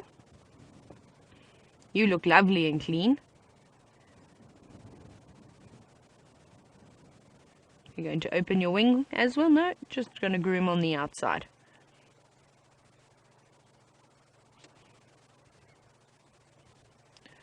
Right, lovely hornbills. However, we are chasing the sun this evening. Not that there is very much sun, unfortunately. I don't think we're going to see a sunset at all. But I would like to get to Arethusa before it... Oh, okay. Wendy, we've had this conversation. Sorry, I just need to have a quick talking to with Wendy. Now, I've told you, we've taken you to the doctor, and we've had yet to have a look at, but you're still giving me problems today. That's not good. Come on, Wendy. Wendy's behaving again. Sorry, everybody, that you had to see me giving Wendy a talking to. I don't like to normally do that in front of other people. It's not very nice. I don't like to get shouted at when everybody else is watching me. Sorry, Wendy, but you needed to have a good chatting too. But we're not going to go to Arethusa, everybody. I'm changing my mind. Oh, wait, hang on. We might not have to go anywhere. We've got some zebra up ahead. Zebra, please don't run. No, and of course they're running now because they've seen me, obviously, because that seems to be what zebra do when they see me. They're just rolling in. And off they go. Just two. Oh, have a look at the zebra that's coming in at the back. Now, this zebra does not look very well, I'm afraid. Can you see that? See how the mane is starting to flop over the side, looking quite thin? Now, remember how we always tell you that when a zebra is unhealthy, you don't look at how lovely and round the gut is. You actually look at the mane at the zebra. And if that mane is standing upright, you know that they are fit and healthy. However, if it starts to flop to the side, like we're seeing here, it means that they could be ill. Now, I'm not sure what's wrong with this zebra. I'm not a zebra doctor or a vet, unfortunately. It does look just slightly malnourished. I'm starting to see the hips. It could be anything, really. And what happens is that there's a fatty tissue that's below the mane that we can't see, and that's the first thing that deteriorates as the zebra becomes ill. Well, you're lucky now. There's lots of nice green grass. You better eat up and you better get better soon. Otherwise, you're going to become lion food. Right. Come on, Wendy. Now, okay, so we're not going to Arethusa anymore. I've changed my mind. Very indecisive today. Rebecca says I'm not allowed to go to Arethusa. She's very strict this afternoon. Are we going to carry on bumbling around here? What do we think? Do you think we should go and have a quick look at Cheetah Plains? Who thinks we should go to Cheetah Plains, or who thinks we should stay bumbling around on Djuma? I'd like to hear from you. You can either hashtag Safari Live, or you could even send us an email. Questions at wildearth.tv. I'm going to take it very slowly, so I don't go too far. And whoever says yay or nay first, that's what I'll do. So I'm waiting because we're coming up to the boundary, whether we should stay on Djuma, or if we should go left to Cheetah Plains. What do we think, everyone? What do we think? No leopard tracks here, unfortunately. I've been dangling my head off the side of the vehicle, looking at the ground, hoping to see something, but I haven't. Checking here, I can see some fresh elephant dung up in the distance, but no elephants just yet.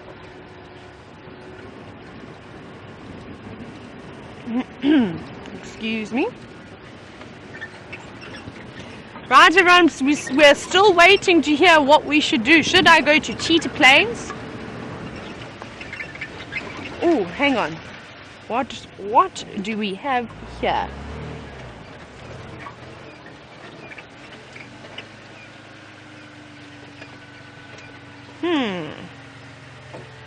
That's a hard track to try and see.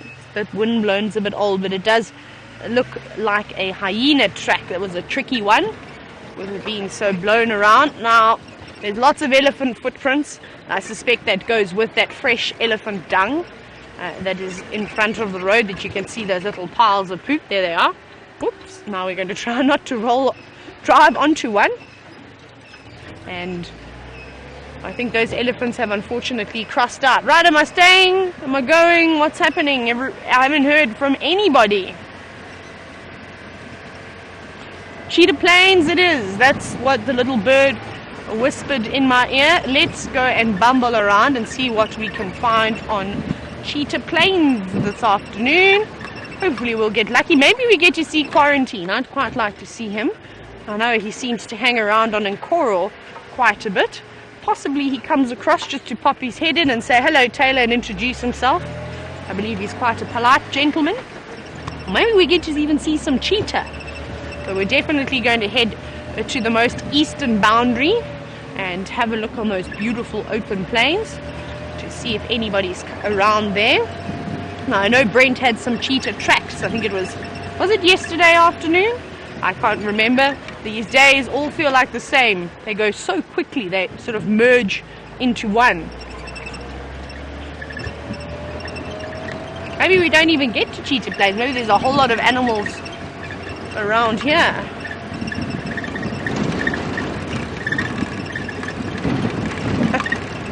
Right, I've got my eyes wide and open, scanning the surroundings. Oh, a giraffe! Told you we're never going to get to cheetah plains at this rate, which is great for us. Sorry, VM, I keep putting the brakes on quite hard, and VM keeps nearly coming over the front and joining me in the front seat. Now, I don't know if you're going to see this giraffe, but there it is. It's moving away from us, unfortunately. But there is a giraffe indeed, and it looks like a young male giraffe. Now, where's the rest of your friends, or are you on your own? You see it's a very young male. Not quite too tall yet. I reckon he's probably not more than between 5 and 7 years old. Fairly young, still probably only about 3 meters tall, which is quite tall, but a big male giraffe can reach a height of about 5.5 meters. And that was just a very quick glimpse of a giraffe. I'm afraid it is now disappearing into the distance. Let's see if we can maybe get one more look.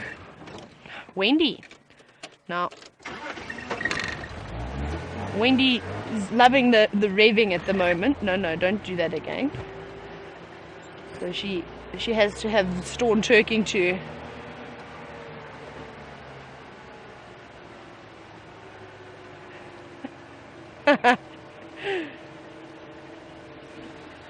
Rebecca, did you say keen with a K?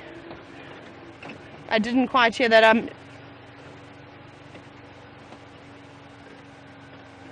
Oh, Queen, sorry. I'm trying to get another look at this drive. Now, Queen, thank you for being quite concerned about myself and VM, and you're wanting to know what happens if the vehicle stalls and we're near an animal. Well, I'm hoping that doesn't happen. That's why we're going to be keeping our distance from everything this afternoon, just in case we do, because Wendy's a little bit sick. We're trying to figure out what the problem is, but the specialist doctors are soon going to come and see her. We just went to a local GP. And it seems as though they haven't been able to solve the problem. So Wendy had a bit of reconstruction done on her today, but it seems like she needs some more TLC. But never fear, we will be all right. And that's why I said we're definitely going to keep our distance. We won't be going and having elephants surround us this afternoon. Now, in looking at this lovely tall giraffe, I said he's not quite fully grown just yet. He's still got quite a bit of growing to do.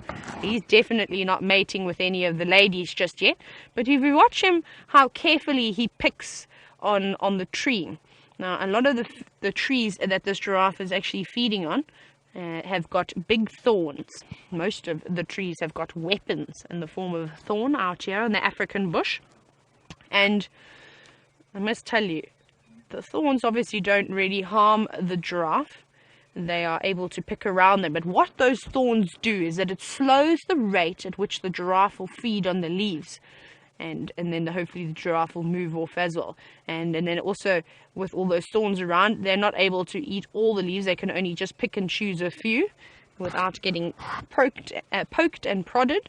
And then they have to move off. So you'll see they don't munch on those leaves for very long. And that's also got to do with all the tannins that are being released in some of the species of trees. Is when they are being eaten, they're being attacked. And they release those pheromones to make the leaves taste nice and bitter. Very well camouflaged in there, though. Looks just like a tree. Now that would be easy to miss again. Right, we're going to carry on and leave our giraffe that is disappearing into the distance. And let's go and get to Cheetah Plains. Good Wendy. I think I'm going to start doing positive reinforcement with Wendy, and perhaps she behaves a little bit better this afternoon. I think she's getting old though, but I'm a bit nervous to say that out loud. Ooh, sorry, we've got lots of corrugation, so you may see your screen rattling and I may sound like a bit of an alien when I talk.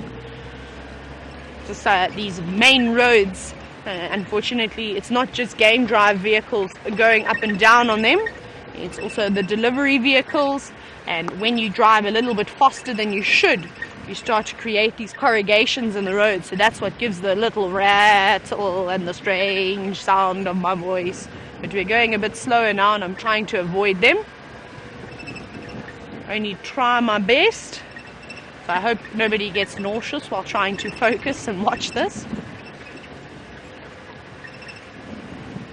Oh, I need to maybe go to another channel so I can see what's happening and if there is anything happening on Cheetah Plains. Let's see it. Channel.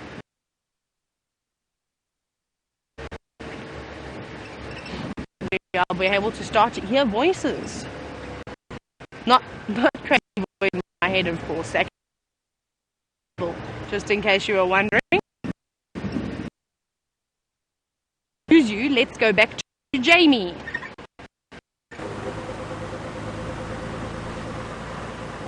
Alrighty, we're on an adventure as Taylor's signal starts to disappear. We are on Triple M and on our way to the south of the Arathusa airstrip. And the reason I'm doing that, and the reason I had my phone in my hand, is so that I can double check the position of a very special someone's collar.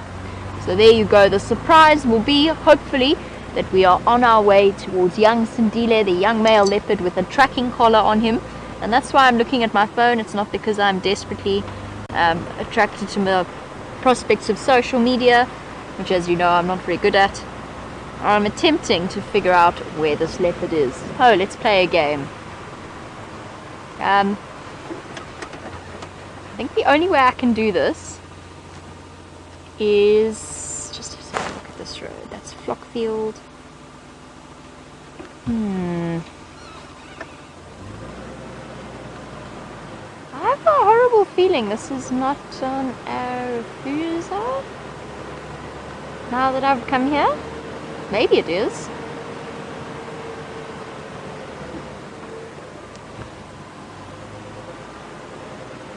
Right.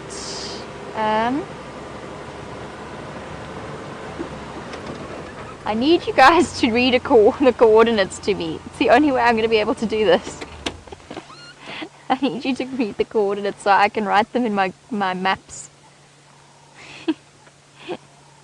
Right. Minus 24. Got that. Because that's the same anywhere here. Doo-doo-doo. 7, 5.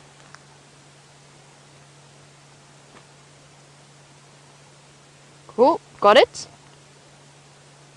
And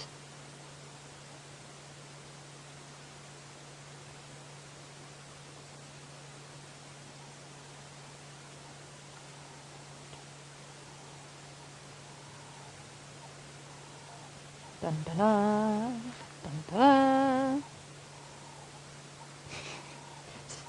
This is a new experience, isn't it? For all of us. Doo, doo, doo. The spinning wheel of death, everybody. The anticipation. Oh, wonderful. It says it's 2 directions. 9-minute drive. Uh-oh. That's not good. Where's the point? Show me the point on the map in relation to me. Please. Why? Oh dear. It's all gone disastrously wrong. There we are, everybody. As you can see, we're on a map. We're on a grid. It's worked the last time I did it with him. Okay, well, let's see if we're going in the right direction. Go, give me the directions then. Let's go! Onwards! I need to keep it off airplane mode so that I can go. Okay. It's telling me I can go on an 11-minute detour, or we can go the straight line, which is 9 minutes. So we'll go straight, shall we? And not the 11-minute detour. This is such a bizarre thing to do.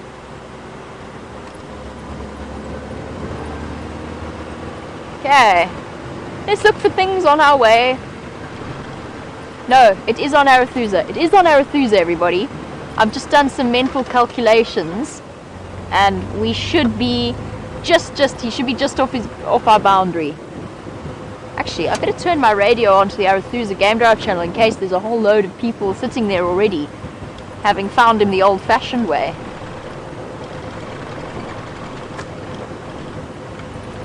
Alrighty. Well, I suppose I know where I'm going for now. I'll just, whoopsie, pop that there. I hope you're all keeping your fingers crossed. It's been a long time since we've had a chance to see Sindile. I'm very excited.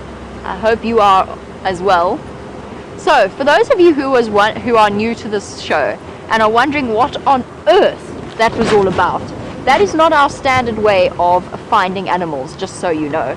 This is a unique and once-off story where young Sindile, who is a young male leopard, just 2 years old, his mother Shadow left him and went off mating with another male when he was just about a year old.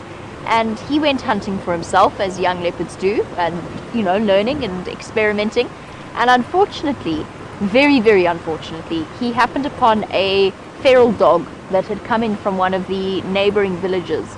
And as it later turned out, that dog had rabies, and therefore Sindile was swept up into the arms of the conservation world and put into a rehabilitation center where he spent 8 months getting various inoculations and vaccinations and all sorts of things. He was then released back into the wild, into this area. We don't know exactly where, but he was released into this area, his natal area, where he was born, and he's been doing brilliantly ever since. He's been absolutely fine. You wouldn't know that he'd spent any time in captivity. He catches his prey, he wanders about, he walks all the way to Skukuza, which is in the middle of southern Kruger, and all the way back again.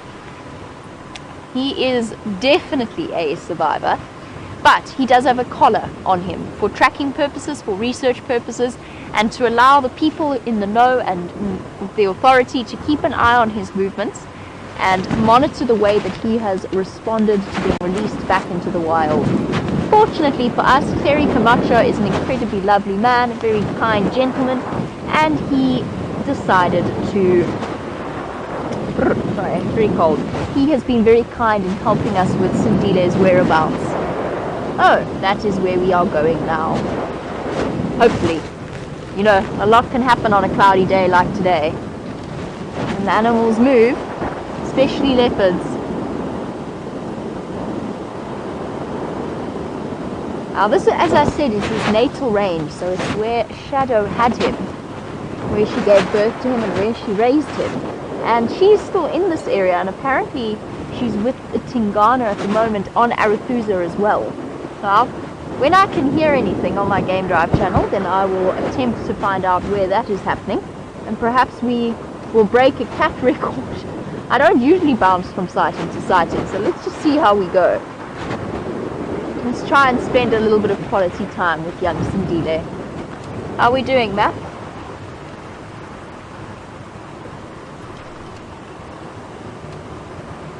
Okay.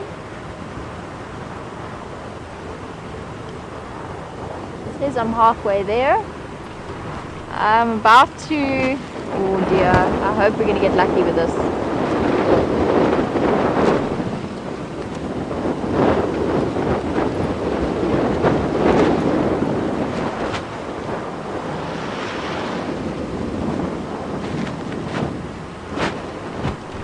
And the wind is attempting to blow my hat off as well. I'm just concentrating on getting us there. The quicker we do, the quicker we can start a search for him if he's not where his signal last said he was.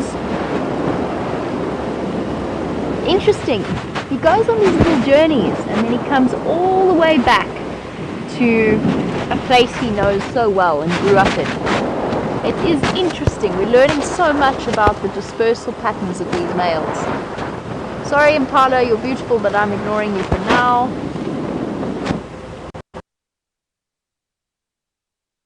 Debbie, you wants to know when Sindile is going to start settling into a territory, and that's a really very good question. Because, of course, Nkuhuma and Florentine, who are also young males, although they are 4 years old as opposed to 2, they've kind of established themselves to a degree, but the truth is they won't really have and hold a territory until they are a little bit older. So until they are roughly 6, maybe even 7, 8 years old. From the area, and it depends how many big leopards there are around and whether or not there is a vacuum for that young male to move into. So Sindile could be anywhere from 5 to 7 before he's able to acquire a proper territory. The moment Quarantine has a home range, he's not defending it. He's tolerated by Shimbambalana to an extent because he's not showing massive dominance behavior, although they did have a growl at each other. So Shimbambalana is the dominant male leopard in that area. Okay. Oh no. Oh no. I'm so sorry.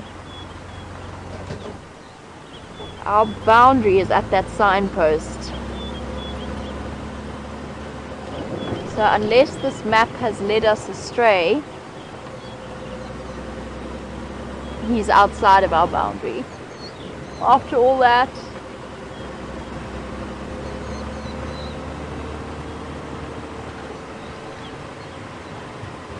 oh dear. He's just there. Oh, what a pity. Sindile? I'm just looking to my side, hoping against hope that there are little leopard tracks coming across this road into our boundary. Let me double check this in case this map's a bit confused. Could happen. WildEarth.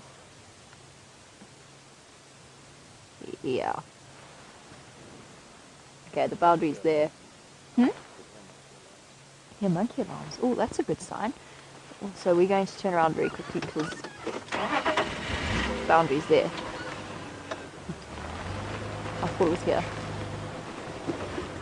Okay, let's start racing towards those monkey alarm calls. I've got my warm jacket, so I'm wearing Brent's rain jacket, and it's not the sleekest thing I could be wearing.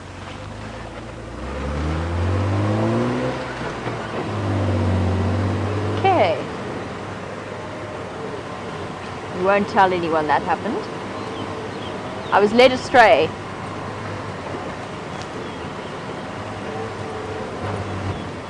Okay, now I know I'm on safe soil.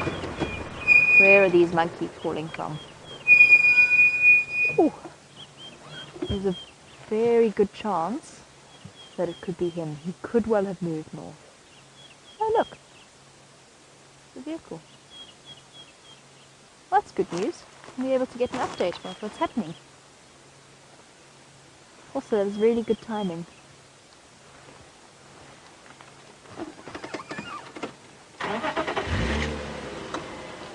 Let's find out if they haven't got him there, because there's a chance they might.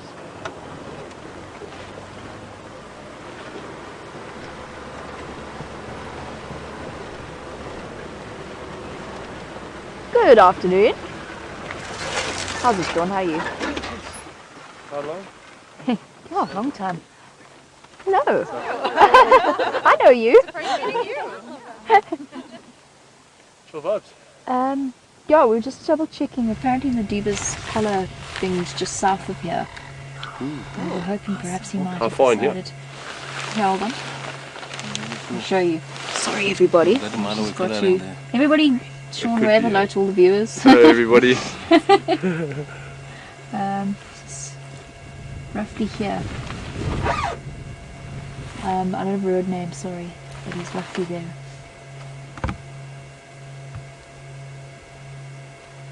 Yo, we had lots of Impala calling off Central. It looks roughly there. Hey? Yeah. Maybe Off Central we had Impala calling. It could be somewhere around there. Okay, perfect. Alright, thanks. And Shadow and Tingana? They're in a tree eating an Impala. Perfect. It's a hyena. Whereabouts? Zebra Drive, second Windmill Junction. Okay, cool. I might And, try and... those chilalas are right there on the cut line. Is it? Lowveld Link Seep Line Junction. Huh. So could you cross over the cut line nicely into our side towards Central side, maybe a bit later on in the afternoon. This is the place to be this afternoon. Right? Enjoy, everybody. Thank you. Have fun. Cheers, Sean. Thank you. Cheers, Reef. Bye. Sorry about that, everyone. Really, really important moment to just sit and catch up with Sean and find out exactly where everything is. And hopefully sending some of our viewers, many of our viewers actually, that old vehicle was a viewer vehicle, off in the direction of Bediba. Alright, I'm going to go and hop on the Game Drive channel. Hopefully we're now a little bit closer to all the things. Let's go back across to Taylor and see how Cheetah Plains is looking. So VM and I have arrived safely in Cheetah Plains. We are here at Djuma Dam at the moment, having a look. There doesn't seem to be too much around at the moment. However, we have picked up on some lion tracks. Now I'm trying to get an update. However, I don't seem to have signal at the moment. So I've got my finger very close on my radio, beeping it to myself every now and then, hoping that I'm going to get a little bit of signal. But we're going to try and follow these lion tracks and see where they go. No, Wendy, none of that. You've been behaving quite well. Just hear a little bit of talking on the radio, but not too much. I'm gonna have a look.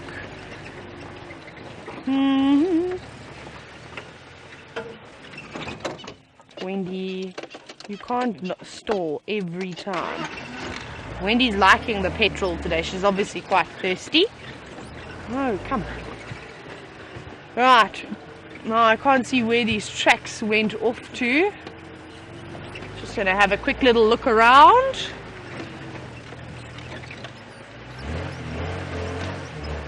Come Wendy, don't die. Just trying to double check. You also don't know how fresh they were. They were after the rain, so I think Cheetah Plains possibly had a little bit more rain than what we did last night. So maybe it was from early this morning. I can't see any tracks going up here. Perhaps we will take this road and see where it takes us. Now VM also says that the Styx Pride enjoy this area. They quite like it a lot, so perhaps it's one of the females.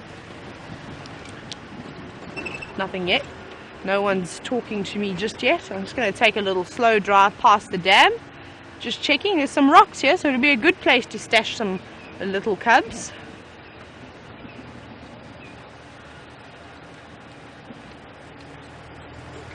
No, doesn't look like there's anything here.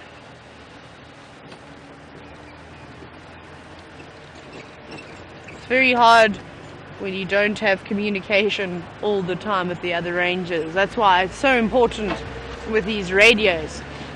We're able to help animals.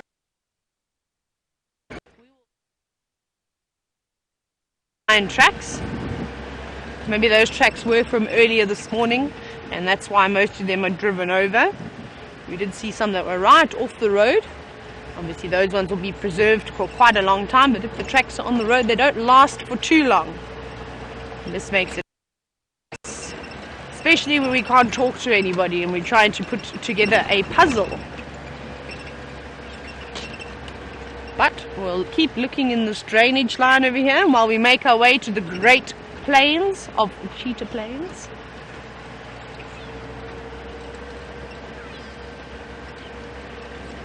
You hear a go-away bird shouting. What are you shouting at?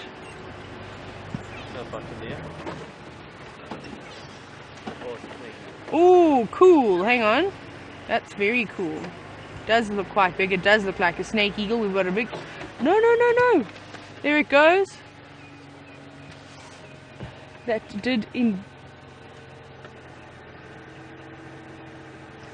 Did you all see that? There it goes. That it very much indeed looked like a big brown snake eagle. It was huge. It was really big. Didn't get to look at it for too long, but that was quite a nice bird. If you haven't got brown snake eagle, add it to your list. And if it is a new bird for you, I'd like to hear from you. Let me know what number bird that is, or if you haven't started a list, I'd just like to know if you've ever seen one of them before. Very nice birds. Haven't seen one in ages. Right, who else?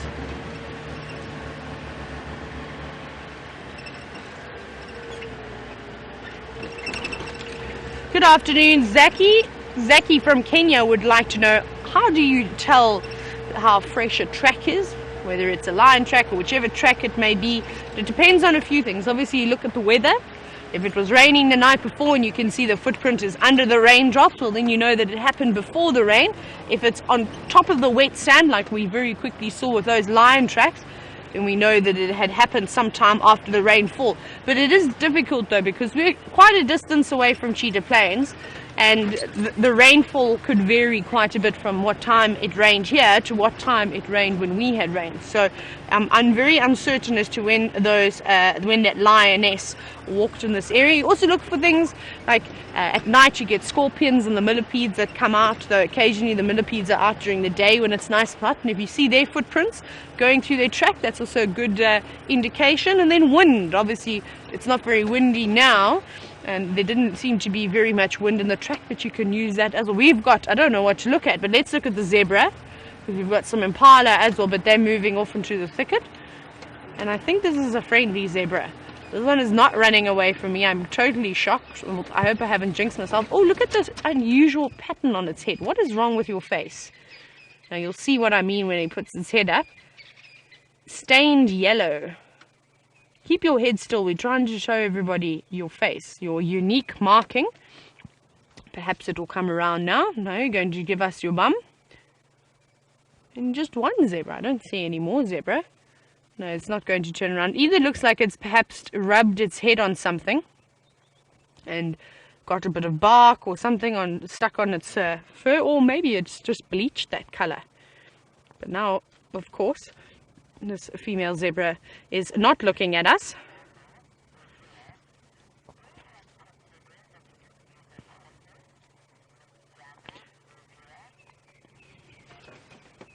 We've been talking quite a bit about how zebras resemble horses, and I'm sure a few of you are wondering why zebra have really never become domesticated. I know Miss Jamble, who is a new viewer and is watching for the first time, congratulations and thank you for watching. I hope you continue to watch the show. Now, one thing about zebra is that their backs aren't as strong as horses, so they're quite useless in the sense of being able to ride them or to be able to tow and pull a cart. They haven't got the very strong backs, and also their temperament is very much different to a horse or even a donkey. They can be nasty pieces of work, I'm afraid.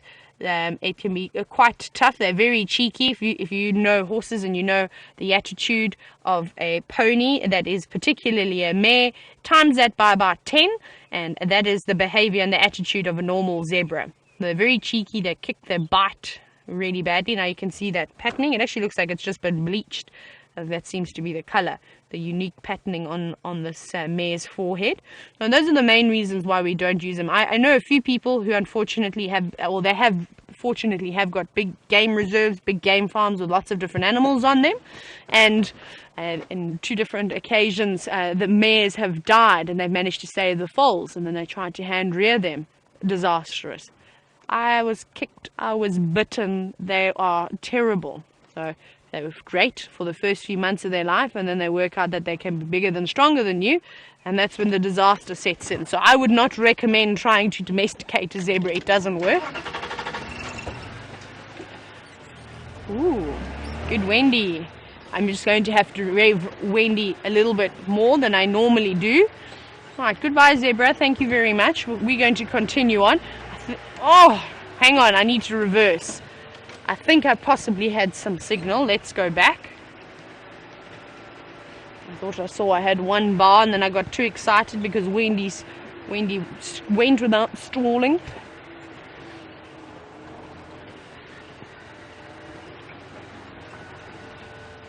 Ooh. So while I'm looking for signal, just quickly, that doesn't really work. Okay, no signal. Now this is what happens, is you see all these lovely bloopers that normally would have been cut out if it was a pre-recorded safari, but it's not, it's live.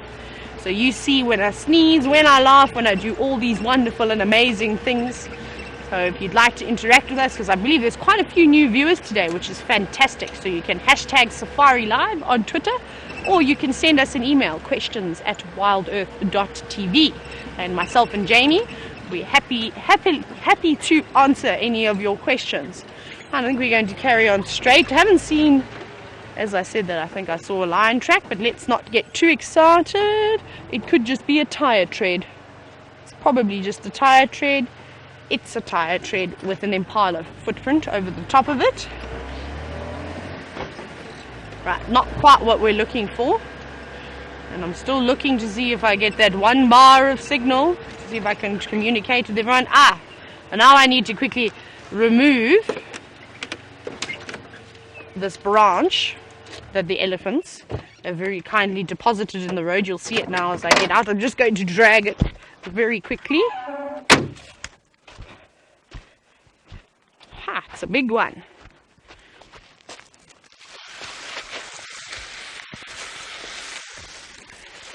Now it's stuck. Come on, tree.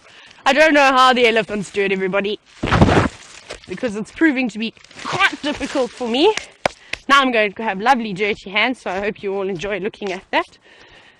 Quickly move that lovely branch out of the way. Sometimes I wonder if the animals do things like that on purpose and deposit branches just to make us laugh. They particularly like to deposit branches on the roads, especially when you've just when you've just cut all the branches nicely so that they don't protrude in the road anymore. Then they come through and they really do just have a good laugh at you. Right. BM, are we close by to those plains? I've only been here once. Yeah. Not far. Probably only maybe about between 5 and 8 minutes away, I would guess. No signal yet. Ooh, pond of water with nothing in it. I'm even starting to feel a little spit of rain. Little tiny droplets, nothing to worry about though. And that sounds about right because I washed my hair today, everyone. So normally when I wash my hair, we will get rain. VM says he also washed his hair, so we're probably going to get a torrential downpour tonight. Nothing here, lots of impala footprints. Hopefully Norman the Gnu is going to be on the plains. And while I try and search for Norman the Gnu, let's go back to Jamie and see where she is. You won't believe what I just saw accidentally. It was an accident, completely an accident. I was driving along Arethusa's boundary, and who should pop up out of our view but the Salala lions, a pride of lions that we have not seen in a very, very long time. Now you might be wondering why I'm not with them, and I do apologize. There is a whole queue of people waiting to see them. They haven't seen lions in this area for ages, and I accidentally bumped it. I didn't know it was there. I just came around the corner and they were a couple of roads down. Oh, exciting prospects for us. We're probably not going to get to see them on the sunset safari this afternoon, but on a dark, cool, stormy night tonight, who knows where they may end up tomorrow, and perhaps they'll finally return back onto Arethusa. and we'll have a chance to see a pride of lions that I haven't seen in, I think my last time that I saw those lions was in October, when they chased Tingana and Karula up trees. Unless I'm very much mistaken, that was the last time I saw the Tsalala pride. It's consisting of the lioness without a tail, which is a very peculiar looking thing, lioness without a tail, 3 young males and 1 young female. Oh, fingers crossed everybody that they find the motivation to come just that little bit further north, and we'll have a chance to see them. I did get quite a surprise though. I just came around the corner and all of a sudden there were a whole load of vehicles and these lions. Anyway, I have popped myself on the waiting list to see the Queen's daughter, Shadow, and her gentleman friend, Tingana, the 2 leopards, so we should get a chance to see them sharing a kill not too far away from where we are now. So there you go, exciting stuff. All in all, I think it was a good idea to come across this side. I'm hoping I haven't crossed the boundary yet because I'm a little bit out of where I should be. Where am I? Nobody knows where I am. Ah, that's unfortunate. Hi. Hello everybody. How's it? How are you? What road am I on? Hello. What road am I on? This is Cutline. It is Cutline. Okay, good. That's what I thought I was, but I had a moment of panic. Cool. Thanks, guys. I'm going to head up to Shadow and Tingana. Cool. I accidentally bumped the Tsalalas. Had no idea where they were. Cool. Enjoy. Cheers, guys. Hi.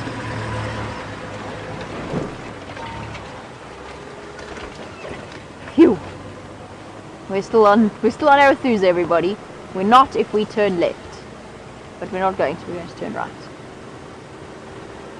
This is a corner of Arethusa that I have not been to in a very, very long time. Right on the southern boundary, close to the corner. I'm impressed with Rusty's signal, because that's the reason why we often didn't come in this direction.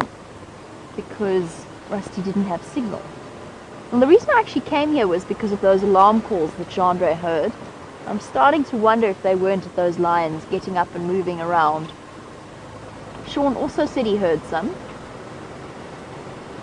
And unfortunately for us now, that we'll just have to wait until we have a chance to see Sindile. Hopefully he decides to come north as well. So we've got 2 things to hope for, the Tsalalas and Sindile, both of whom must come north. All of whom must come north. Okay. I'm going to have to concentrate on getting us to the sighting, so I'm going to send you back across to Taylor, who's got something exciting to show you. I am having an elephant day today, as you can see, with all these wonderful elephants. It's quite a nice herd, and they all kindly have grouped together for us. You can see lots of babies. Hello, elephants. I don't know the Cheetah Plains elephants very well. Hello, Ellie. So I'm just talking to them. It sounds very silly. However, I strongly believe... Oh, look at that little one reaching for the leaves. I strongly believe that elephants can understand the tone in our voices. So if you speak calmly to them, I think that they become calmer. And if you shout at them, especially if it's a naughty elephant bull, they know that you're angry with them. Look at this little one. Now this elephant is showing off, and I presume because Mom is close by. Come on, you can give us a mock charge. It's okay. We'll have a good chuckle. And I can't believe that this little elephant over here is eating the guarri leaves. There's nice green grass on the ground. Don't eat those leaves. They don't taste very nice. They're very bitter. Let's see if this elephant pulls the same face as I did when I ate the guarri leaves. They seem to be extremely hungry as well. They've all got their heads tucked into the bushes, pushing trees over, as I'm sure you can hear the crunching in the background. But I can't take my eyes off of this little one. It's a lovely breeding herd, and they seem to be very relaxed. They looked a little bit agitated when we first arrived, but now they seem to have settled down quite a bit.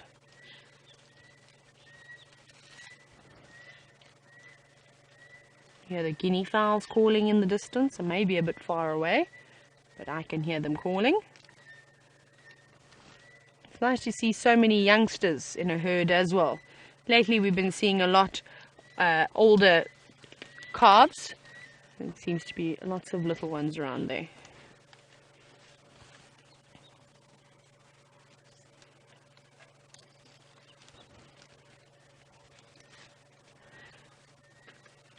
Now, looking at all these different elephants that we see in a herd, they are all of various ages, of course, and of course they are either male or female. Now, Jennifer wants to know, can you tell the difference between a male baby elephant and a female baby elephant, or is it only with the adults? Now, Jennifer, it's a lot easier with the adults because their features seem to be more defined. So the main ways that we're looking at is we're looking at the heads. So the females have got very sharp, very square heads, and the males have got rounder heads. Now, when they're quite young, it is difficult to tell. So what I like to look at is I like to look for their genitalia. That's probably the easiest. Obviously, they won't have any mammary glands. But these two little tiny tots, that older one seems to me like it could be a female, possibly. But we'll have to have a look when it comes out. But those two little ones, the one on the right looks like a little girl. Can you see that little one, that little bum there? That looks like it's a girl. And then the one just on the left of that, I think it was a little boy. I think I remember seeing that it was a boy. Let's see. Turn around. Yes, it's a little boy, as you can see there. You're having a little smell. And off they go. As quick as they were munching and devouring that tree, they're now moving off. And there are elephants around us, but they're quite a nice distance away from us. So don't worry, I'm not panicked about Wendy not being able to start. She seems to be behaving for the moment. Touch wood. I'm just going to tap my head because I've got nothing wooden. Oh, no, I do. Touch wood. I don't want to jinx her. But they are also very relaxed with us, and I won't let these elephants get too close to me. Little bums. It's just amazing how tiny they are, but then how quickly they grow as well. Now you should be able to hear lots of guinea fowl calling in the distance. Can you all hear that? I hope you can hear that. Now, we've actually got quite a nice setup over here. We've seen all the adults, all the females with their calves, and now, VM, can you see straight in front of us? There's some elephant bulls that I want to show all of you. Can you see them straight down there? And this is quite nice to actually see the structure of a herd. They seem to be bulls. And hopefully if they get a bit closer, we'll be able to have a better look. Now, normally the younger bulls live around between 18 and 22 years old, somewhere around there. They tend to be quite cheeky, and they tend to follow the herd still when they indeed would have been pushed out. Yes, that's a boy. So these two are obviously trailing the herd. Maybe there's one or two females in this herd that are coming into estrus again, and they've maybe picked up on her scent and are just tailing around, and they're coming closer and closer. But if they do come into the middle of the herd, the mothers are going to be very cross and probably try and chase them away. But for the moment, they seem happy and content. The boys are still in the distance.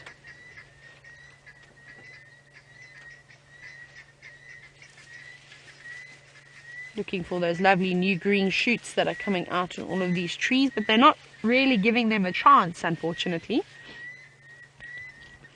Because as these new green leaves are coming out, just as quick as they're growing, the elephants are eating them, as you can see.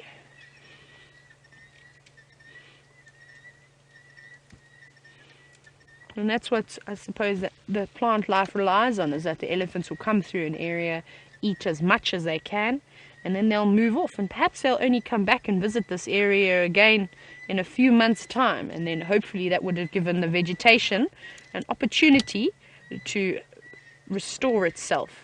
Look at these two naughty elephants. These two look like they should have spray paint cans. Oh, there's a guinea fowl in their trunks. They look, oh, there you go. One's going to chase the guinea fowl. They just look like they're naughty. They're sort of acting like those young lion cubs were this morning and the other afternoon, going on their own walkabout. We don't need mum anymore. We're old enough. That one's going in, definitely going in to chase the guineas now. Must be quite a few of them around here. I can hear them calling in the distance, and obviously the ones we saw that the elephants were slightly chasing are racing off to respond to the calls in the distance. Mom marching off now. Where are you going? Let's see, little one's going to follow, not sticking around to play. Oh, my goodness. Mom did not like that youngster. I don't know what that youngster did. That wasn't very nice. That was quite rude. Did she just push him away so that she could be feeding on that tree? That's horrible. Tisk, tisk, tisk. Very disappointed in that elephant. But I suppose that's how it goes. Size does matter when you're in the bush. And that's why I think elephants are the king of the savannah, because they are the largest. We're going into lots of trouble. Now they're all coming back. You can see how their ears are flared, their tail is stuck up. And that's an agitation sign. It's got nothing to do with us. I'm not sure what's lurking in the bushes that gave them a fright like that they're coming to run back. There's just some guinea fowl, really, that are racing around. And I don't think a guinea fowl is quite scary enough for an elephant unless it gives it a surprise. Now we've got Mom, who is not being very nice. And that behavior is normal, though, how they chase all the youngsters around. It's probably Mom, it might not even be her older calf. She's just reprimanding it for whatever it did wrong. I didn't see any particular behavior. That one wasn't pushing around any of the youngsters. It seemed to actually just be minding its business. So I do think that it was purely just, I'm going to get the best food source, and you can go and eat something else. The little one copying Mom. And it seems like the older calf, and just to the left as well. Nice little family that we've got. We've actually got some of the bulls moving in now. Let's have one little look at these male elephants coming in. I just want to show them that they are tailing. They're getting much closer now. See that?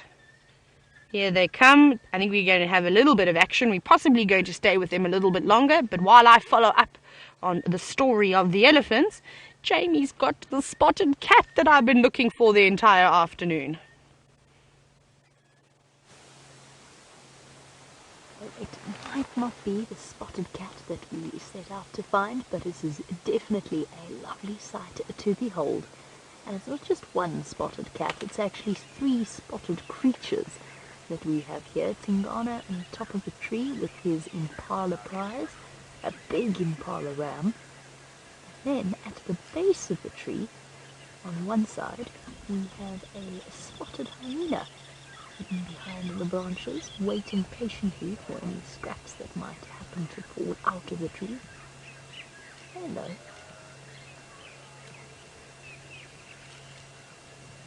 There you go. Spotted hyenas up. And then, on the other side, but unfortunately without us having a very good view, is Shadow lying up on the other side of the termite mound. There she is. Just a pile of spotted fur. We have got lots of other vehicles in this sighting, so that's why I'm keeping my voice down. Hello, Shadow. And now we've set the scene, let's go back to the leopard on top of the marula tree. He has picked a perfect spot to hide his prize.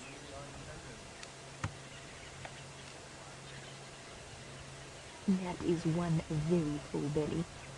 He's definitely had quite the meal, which is fantastic news, considering the last time we saw Tingana, he was looking particularly thin, probably one of the thinnest I've ever seen him, in desperate need of a meal. Apparently he has been successful, back to the almost plump male leopard that we've come to know and love. Not plump, plump is not fair, but he's definitely a massive male leopard. So what an incredible afternoon we have had. I know it's not Sindile, but this is definitely wonderful.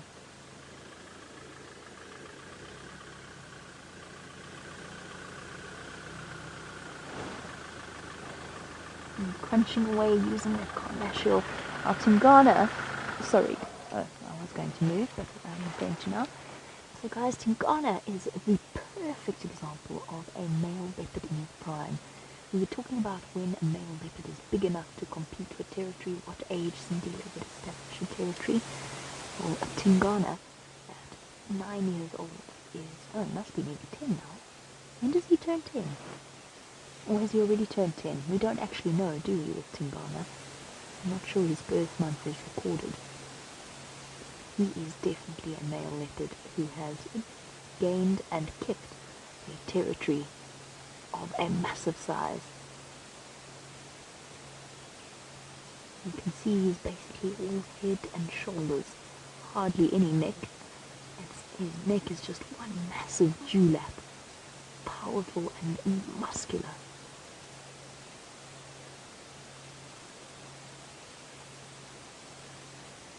Beautiful. With his scar still across the front of his nose. Yes, you, Chandra. Our cameramen are very good at holding in sneezes when they can, but sometimes every now and again one escapes.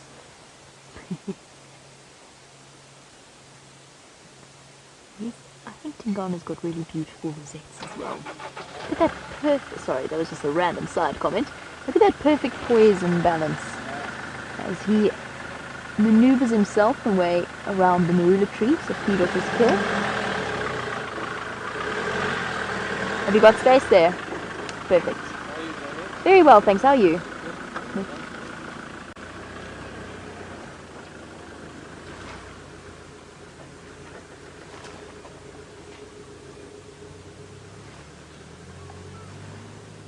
Oh, this is magnificent. Bless you, Chandra.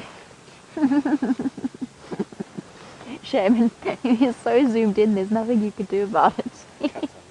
Cat's allergies. Chandra says he's just had too many cats this drive. His allergies are playing up. From the lions to the leopards. It's definitely been a cat-filled afternoon. Now, the last time I saw Tingana, he was, as I said, looking quite thin. He had just broken off a dalliance with Shadow once again. And when leopards mate, for the most part, they are pretty much entirely preoccupied with each other.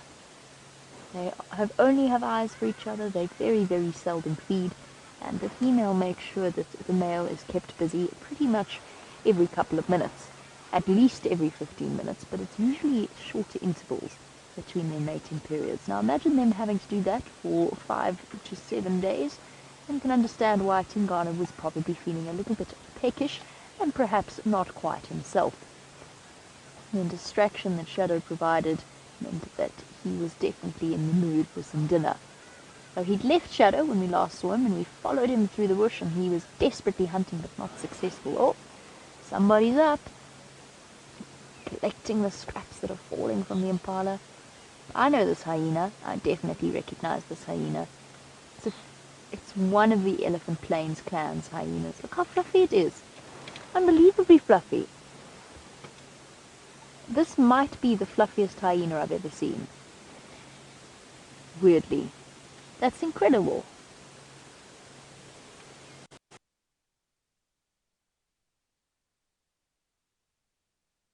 Leopards and hyenas are actually quite comfortable in each other's space, provided that there's a good tree to climb and provided that they don't have to really properly argue over food.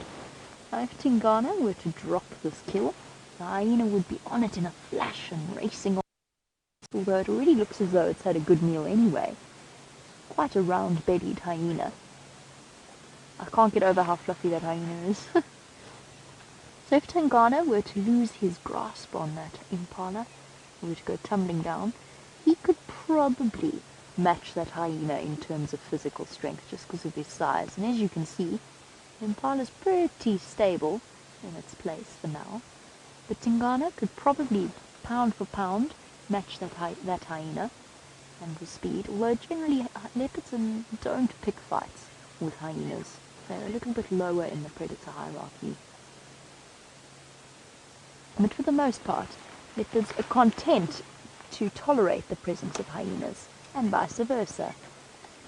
Eileen, Very good question, talking about mating leopards and the fact that they don't often feed. Eileen wanted to know, do leopards ever kill together? And the answer to that is very, very rarely. And it's more accidental than as a result of competition with each other. So what, than as a result of cooperating with each other. Oh, Shadow's up. Sorry. First time we've seen her up. Here she is, poking her head up, looking up towards Tingana. Sorry, so what I mean by that, Eileen, is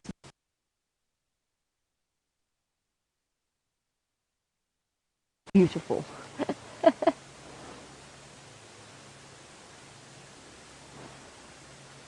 at that. Wow. So leopards are not cooperative hunters. They don't know really how to cooperatively hunt. So if two leopards did happen to kill something, and I heard about a mating pair bringing down a baby giraffe once, if they did happen to do it, it'd be almost by mistake. Kind of like one went for it and the other instinctively acted on the killing bite, grab to the throat or grab to the back of the neck or something similar. Now guys, we've actually got a really, really limited time period with these animals. And that's just because there are quite a few people that desperately want to see a scene just like this.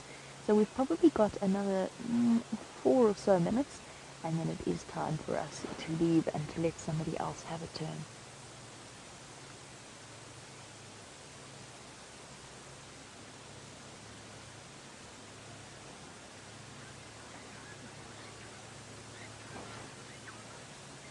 Hey Tingana. Looking good, boy. You are definitely looking much better than when I last saw you. Probably throughout this kill, when they've been feeding, Tingana probably won't have let Shadow feed on all that much. The leopards will let others share, but not necessarily to the point that, especially when there's a large male with a hungry belly, it might actually take a long time for him to decide to do that. Oh, that's a beautiful shot. The hyena, it's such a typical African shot. The leopard in the tree, looking down with disdain upon the spotted hyena. And destined to always remain patient and without any tree climbing skills. I love how this hyena's here. It's not even that hungry, actually. It's perfectly positioned in case of a chance of fortuitous good luck. I'm sorry, this really is the fluffiest hyena I've ever seen. It's absolutely incredible. Oh, big yawn. It has been an exhausting day waiting for food to fall down in front of you. Yes. No, really, that is ridiculous. It might be the fluffiest hyena I've ever seen in my life.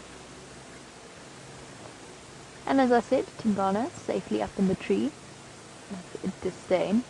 Isn't this just, you are all absolutely, I think, gobsmacked by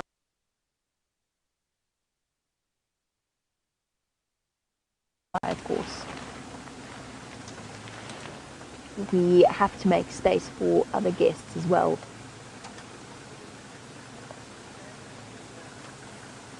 Sorry, I'm just communicating with somebody else.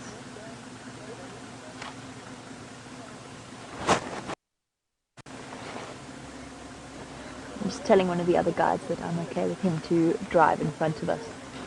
He's being very kind and respectful. Right.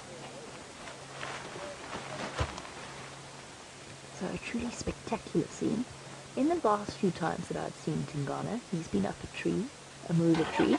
Once when he stole Karula's kill, and then the wild dogs came and chased him all up trees. Once when he was chased up the trees by hyenas. If you cast your mind back to the next day after the sighting of the wild dogs.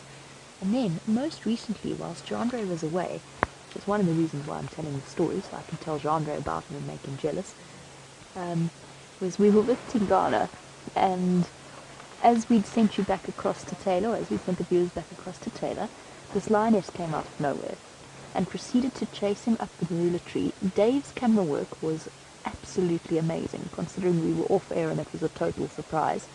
And she proceeded to chase him, almost caught him, and he performed the most incredible leap of almost a leap of faith into a marula tree. Bless you, Jean-Andre.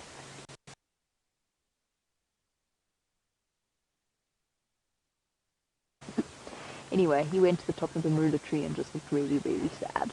She tried to climb after him, but didn't have much in the way of success.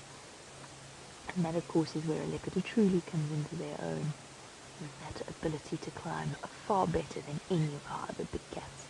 And isn't this a perfect setting? I hope you're taking lots of screenshots, because this is a sight we don't want to ever forget.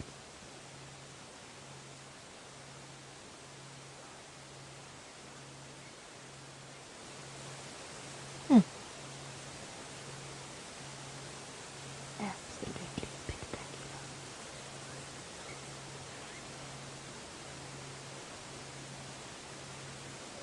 Let's take a moment to take it in.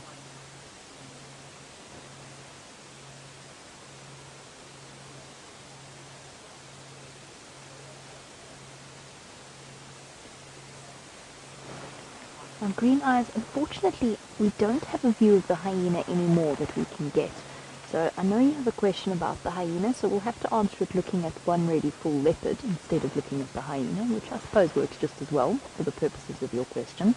And Green Eyes wanted to know whether or not I think that hyena is pregnant or just really full. It's very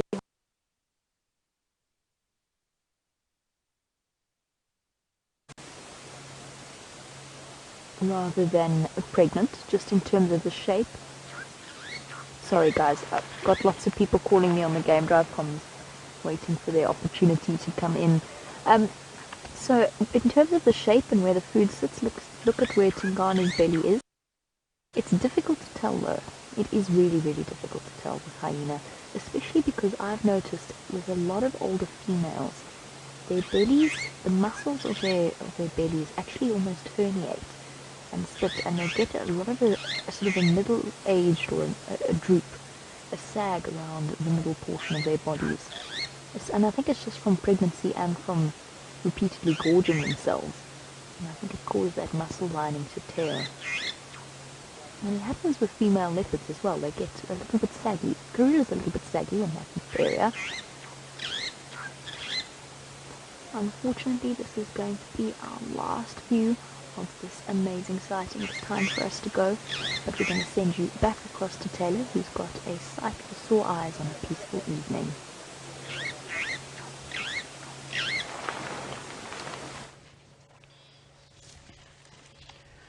We are still with this wonderful herd of elephants. They have turned out to be quite spectacular animals in this particular breeding herd. They are so relaxed with us.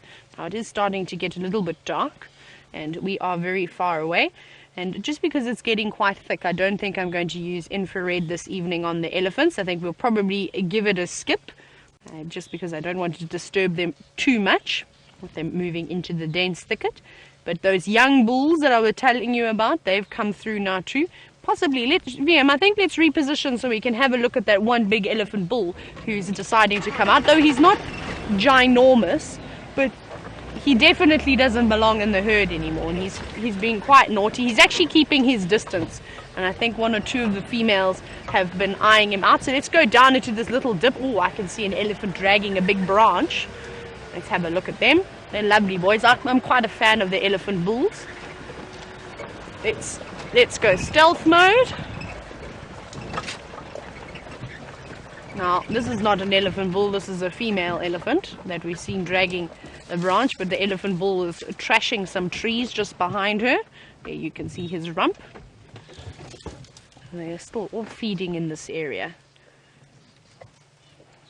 completely devouring anything that crosses their path, and then they most likely move on, like I said, for a few weeks, maybe a few months before they come back here. No one's found something delicious. What are you eating? Leaves? Are you eating bark?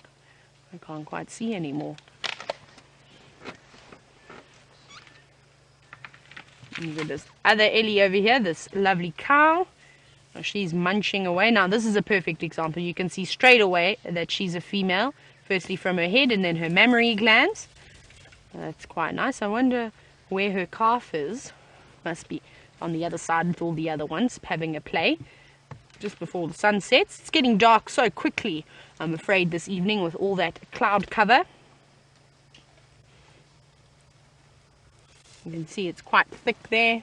A little bit of light coming through, but not too much penetration from the light. Not even any crepuscular rays, I'm afraid. Oh, they've all got swords this evening. Come on, battle it out. I'm a big Star Wars fan. No, not going to battle it out. Just removing it so it can eat the roots. So I know you hear us all chatting away so much about the elephants eating roots, but don't worry, it will change in summer. We'll be talking about how the elephants only eat grass all the time, so there will be a change eventually. Oh, look at this one trying to stand on top of it and break it. Almost. Just a little bit left. Oh, lift that foot a little bit higher. There we go. That's better. He got a bit of leverage, and he got the stump he was looking for.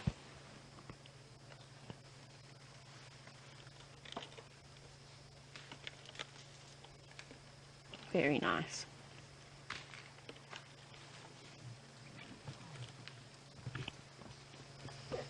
Now we're looking at this elephant munching away. Let's see if we can see her teeth, because I know Cindy from Florida was wondering how many teeth does an elephant have. I'm trying to think how many individual molars they have. I'm just trying to picture an elephant's jaw in my head very quickly. I think they have about between 8 and 10 molars. I'm not 100% sure. I'm just going to give a guess. Cindy, so I think, yeah, between 8 and 10 molars on each side of their mouth, top and bottom jaw. And they have 6 sets of these molars that come through. So quite a few teeth. You can hear her crunching away. If you keep crunching on those hard bits of wood, you're going to burn through a set of teeth very quickly. We better hope some more rain comes along. Now it's getting very dark. I'm going to have to leave these elephants soon, but we're going to watch them just for a little bit longer. I just find it amazing at the strength of an elephant. I mean, you saw how I struggled to drag that branch, and that was probably about the same size as this one, and she picks it up and throws it around like it's a toothpick. They should have trained elephants to throw javelins. I reckon they would have done a good job, or shot put. They would have been fantastic athletes. Here we go. You twist and you throw that around. As long as you don't throw that on me, young lady. Oh no, please don't throw that on me. You keep eating that. Oh, lovely. She's positioning herself so nicely. Look at that. You crunch that root. Let's have a listen.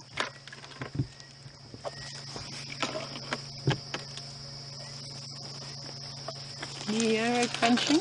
Now she's also trying the foot technique. She wants to try and get a bit of leverage. There we go. Obviously that root is quite flexible.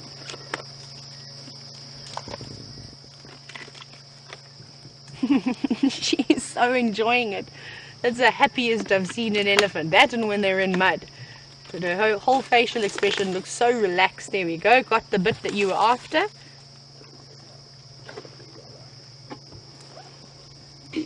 And thank you for being so relaxed with us, lovely lady. I'll keep doing rain dances just for you.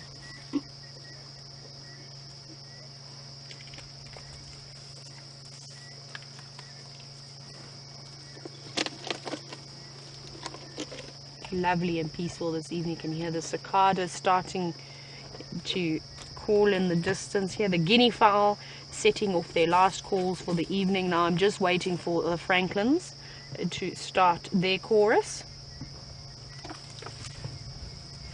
Yep, and the beetles have already started. Fantastic. Hello, girl. Now there's another elephant that would let off a little rumble. So that reaction that she's doing, it's got nothing to do with us. She's just listening. Hey, big girl, see how she's now moving away in the direction, just to give you an idea of how close she is. She's right there. I could basically reach out and touch her, but I'm not really touching her, of course. She's a bit far away. Amazing. She heard that rumble. Now, I don't think it would have been loud enough for you to hear, but she immediately responded to that, to where those rumbles were coming from, as if the matriarch had said, right, team, let's move out. And off she goes into the distance.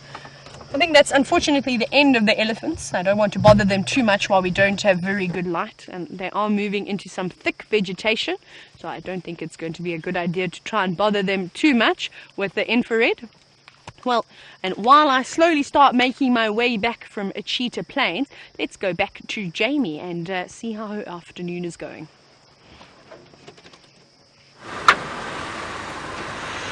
Aha! So, I hear that yesterday evening I missed out on quite the chameleon competition, and apparently Taylor won that competition by an interesting means, and she drew her own chameleon and pinned it to a tree. And I saw the drawing, and I have to say I'm terribly impressed with her artistic abilities.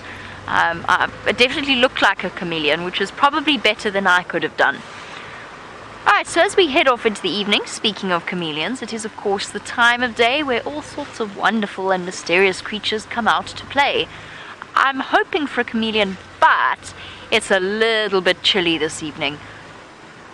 They are reptilian and therefore ectotherms, and therefore, like all of our reptiles, or most of our reptiles, I've got to be careful there, they are not really animals that appreciate it when it gets too cold, because they get slow and sluggish and just generally not very energetic. Alright, there's a kudu racing across the road in front of me. I think, because our timing's going to be perfect, I think tonight, since our chameleons are going to be slow, sluggish and not moving out into the outside of the branches, I think we're going to go and check our bush baby nest on Zoe's Road. If I get my speed right, we should actually get there at the perfect time when our little bush baby might be thinking about going out and seeking the insects and the various tree sap that he can find. And those of you who are regular viewers will know the nest that I mean. It's a beautiful circular hole that looks as though it were man-made, but it is not, of course. It was constructed by something else, something animal-based, perhaps a bird. In fact, most likely a bird, but it has become a bush baby dwelling, and that's where we're going to go now. And we will return to Arethusa at some point in the hope that Sindile and the Tsulalas have crossed to the north.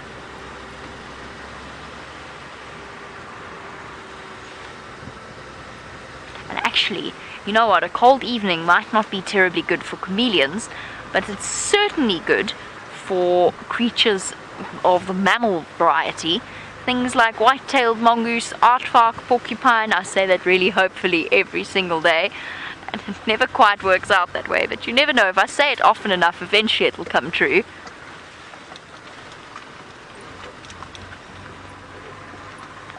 But they do come out a lot earlier on summer evenings when they're overcast and the weather is cool.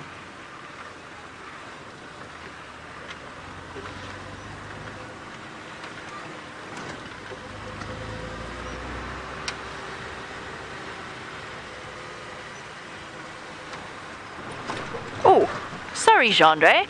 I did not expect that bump at all. It was hidden. They'd fixed that road, and obviously with the rain it had washed away the sand that they'd put in. But it was hidden, so I nearly threw poor Gendre off the back of the vehicle. Sorry. There's an angry silence in the back. Not at all.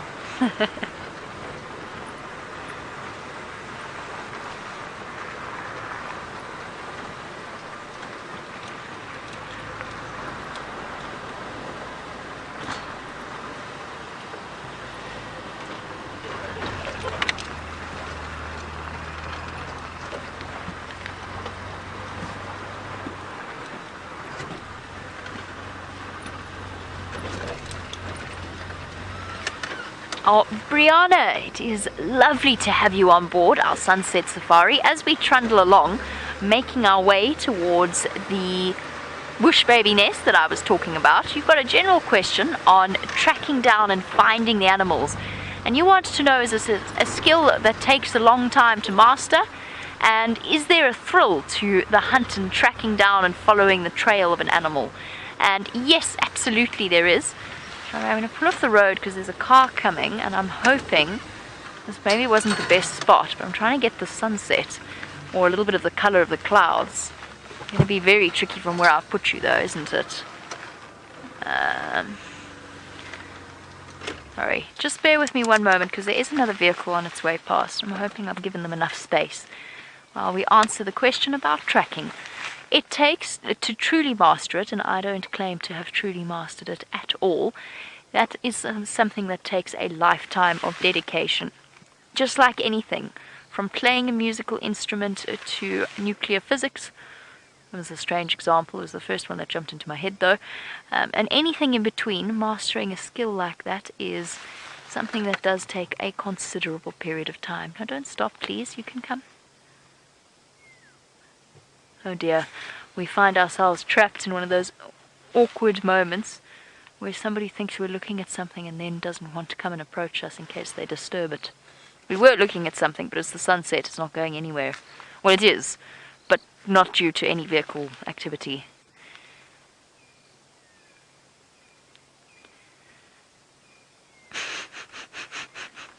Okay, there's no way to get around this. I was trying to show you the sunset. So, do we enjoy it? Yes, absolutely. There is nothing quite like that feeling of tracking down and finding something after hours of work. It's always incredibly, incredibly exciting. And it doesn't matter what it is. It doesn't have to be a leopard, although they're probably one of the hardest ones to track. It can be anything out here. And there is just something about that feeling and working really hard to find them. Which is why, as wonderful as Sindile's collar is, I always prefer tracking something down myself, looking for their footprints, following it in the sand. Following GPS points is not quite as... The challenge isn't quite there.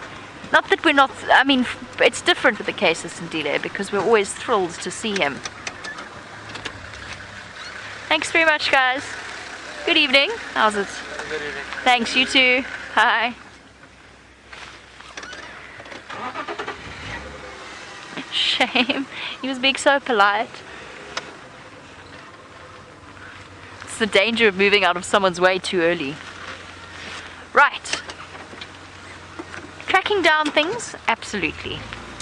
Now Herbie, who's our tracker and our sort of eyes and ears when we do bushwalk, I know that he absolutely loves it. It's a joy and a passion. I don't claim to, and I don't think any of us claim to be master trackers. We might be we're good at certain things. We're good at tracking certain things. Sometimes we get it right. But we certainly wouldn't consider ourselves master of the art form. But Herbie definitely, I know, every time he goes out tracking, he gets incredibly excited. And he gets so disappointed when he doesn't succeed. Absolutely devastated. But I understand it, because I know what it's like when you come around the corner and there in front of you on the road are tracks, crisp, clean, fresh. And the thing that's magical about tracking is it's like reading the newspaper. It tells you all about what's happened on that road that day. And piecing together the clues is, you can almost, after a while, when you start to see tracks enough, I can almost picture the animal in a sort of a ghost form in front of me, leaving those footprints in the sand. And it's always incredibly exciting. When you see a fresh set and go, oh, that animal's so close, I know it's so close. It's just a matter of finding it.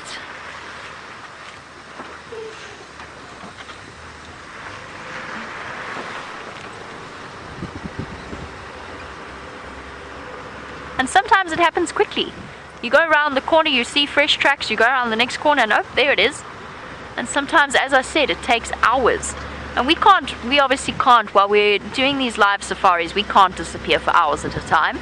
The other person would be terribly miffed, and FC would start to worry terribly. Rebecca would be frantically calling us, wondering if we're okay. So we don't want to worry the directors in final control, so we don't disappear for hours at a time. Especially if that worry were to turn to wrath when they discovered where we'd gone. We might find ourselves in deep trouble. But it is something that we do occasionally do, what we do whenever we can, and it's extraordinarily satisfying. It can also be one of the most frustrating things in the world. When it doesn't work out the way you planned, or the way you'd hoped. Trying to solve a puzzle, but not having enough pieces to fit together.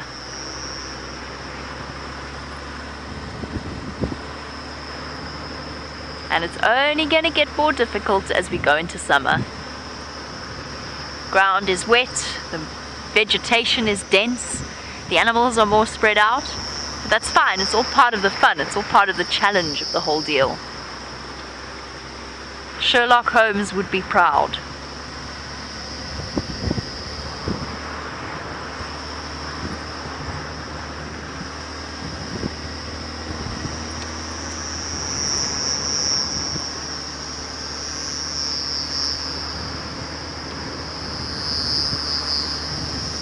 The cicadas are unbelievably loud tonight. I'll stop in a moment, but I want to get to that bush baby nest before it goes out. But I'll stop in a moment and we can just listen to it. They're positively deafening. Such a contrast to the quiet place that we were driving around in 10 days ago before the rain. Oh, sorry, lilac-breasted roller. I did not see you there. It's a daytime bird, so we won't be spotlighting it.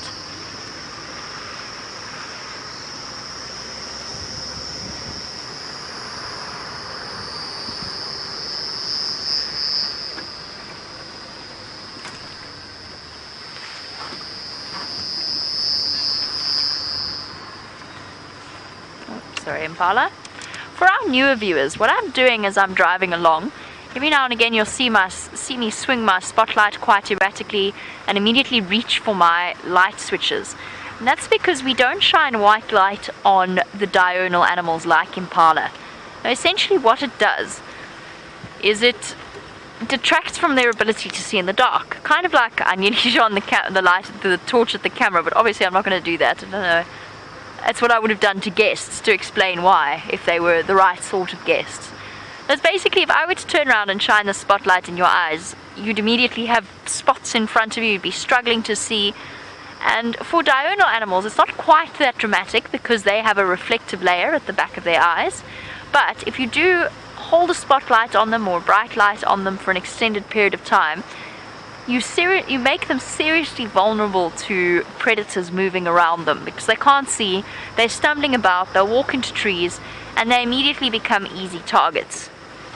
So that's why we do what we do. A quick flash over one of them is not a disaster.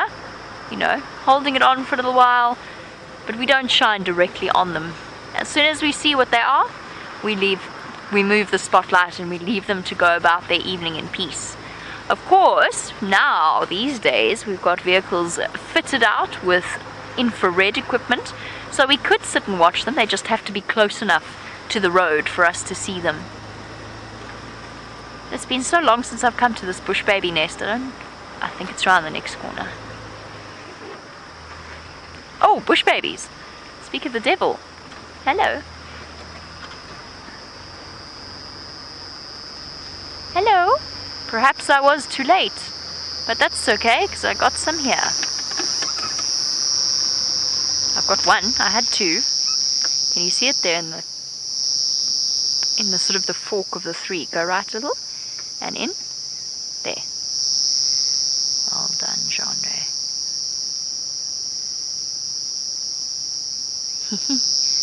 So we might not have found them inside their nest, but we still have a bush baby.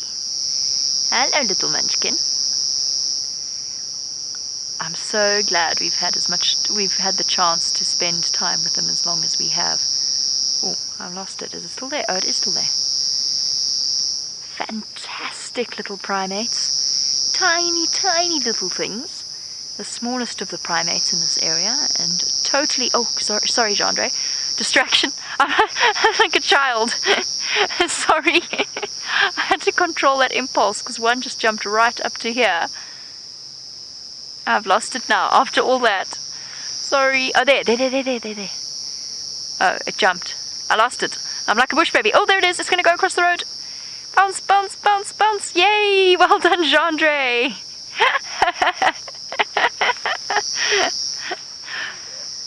Pardon? Gummy bears. Yes, absolutely. And our bush baby's still where it was. I'm so relieved. Sorry, I'm got a problem when there's lots of bush babies around because I never know which one to look at. I know I have to warn Genre when I move the spotlight. I know I do. But my impulse just could not be controlled there. My hand was moving before my brain even caught up with it.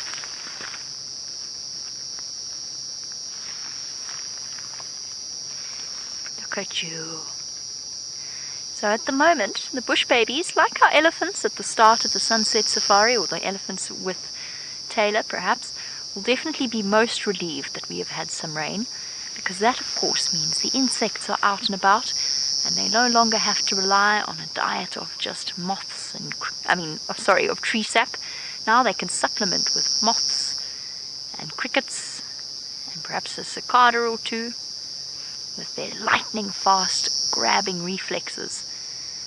They're essentially quite a primitive form of primate. So unlike us, they don't have our amazing opposable thumbs, but that grasping hand motion is one of the first sort of evolutionary advantages of actually having hands. You can see it casting about those massive eyes, and you can see how every now and again it turns across to look at our spotlight. And back to what we were saying before, you can see how clearly our spotlight reflects him. It comes out a beautiful yellow or sort of a reddy color. And that's because as a nocturnal creature, their tapetum lucidums and their rod and cone cells are well adapted enough that we can shine on them without causing any disruption to their eyesight.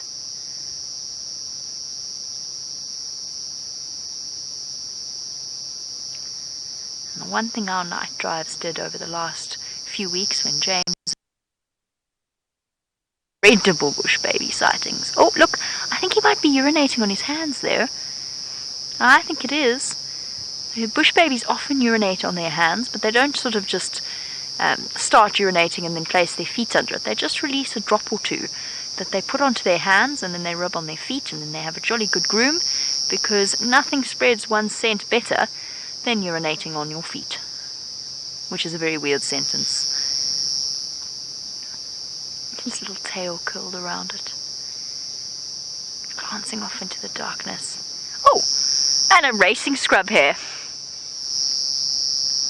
It's all happening here on Zoe's road. Well done, Chandra. I wondered where you were going. You're like me at the spotlight. Let's head across to Taylor now that she's making her way home from Cheetah Plains, find out where she is and how she enjoyed her afternoon.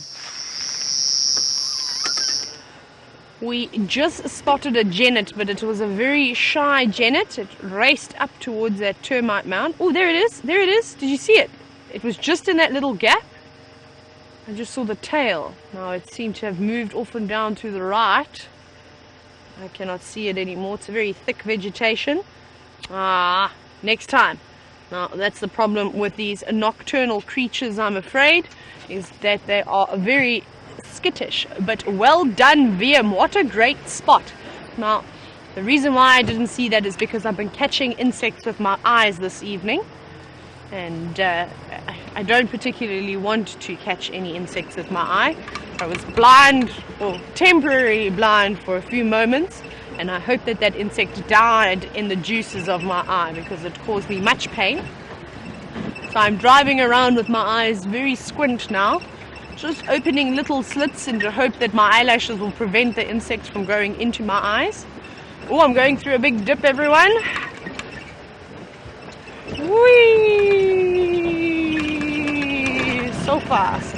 We don't want to go too fast because I want to check the drainage lines, which are often good areas. But no, it looks like there could be a bush baby, but it's so far away. Oh, now it's gone. It was very far away, I'm afraid. I don't even think you can see the shine of my spotlight anymore. It was so far. Come on, Wendy, we need power to go up here. But maybe we find something else lurking along this wonderful road. Oh, it's still plugged in. Right, so I know Jamie's already told you that we're not going to shine the spotlight or any of the lights onto any of the diurnal animals.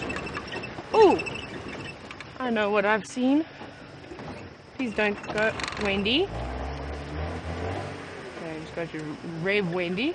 I've got a little beetle. No, Wendy. Can you see the beetle? Racing across the road now. That's a really big one. That is a twin spot beetle. And we saw quite a few of them. when we were doing the safari marathons. Now you can see it's got those yellow markings on its back. Now typically when insects have got yellow, red, orange, bright markings on their body, it means that they could be quite poisonous or toxic in some way. And that's called aposematic coloration. So it's a warning color, especially if it's on a black body. If you see, that color stands out quite nicely, and also almost looks like eyes, doesn't it? So if a bird were to swoop down, it almost looks like that back is the face. Amazing technique. That's a really big one though. I don't even think when we were doing our safari marathons and we saw all those twin spot beetles mating, there were none the size of this one. They're cleaning its little antenna. Did you see that? Oh, it was lovely. See, they're just giving it a good groom. Even the insects have got to keep themselves clean. It's not just the big and hairies or the feathery friends that we see. Everybody practices good hygiene out here in the bush. Very nice. Right, well, we're going to carry on and see what else we can find along this road. Come on, Wendy. No frogs this evening, seems. Wouldn't be a bad night for frogs. It's not too cold, a little bit chilly, but not too bad. Right, just having a quick little scan around here, and unfortunately it doesn't look like we've got anything. One last hope for a frog, but unfortunately no frogs this evening. I hope you all have had a wonderful show with Jamie and I believe you got to see many cats this evening, which is quite nice. So I shall see you to bright and early tomorrow morning for another sunrise safari. So from VM and I, have a wonderful evening, and I know that Jamie would also like to see you off before we end.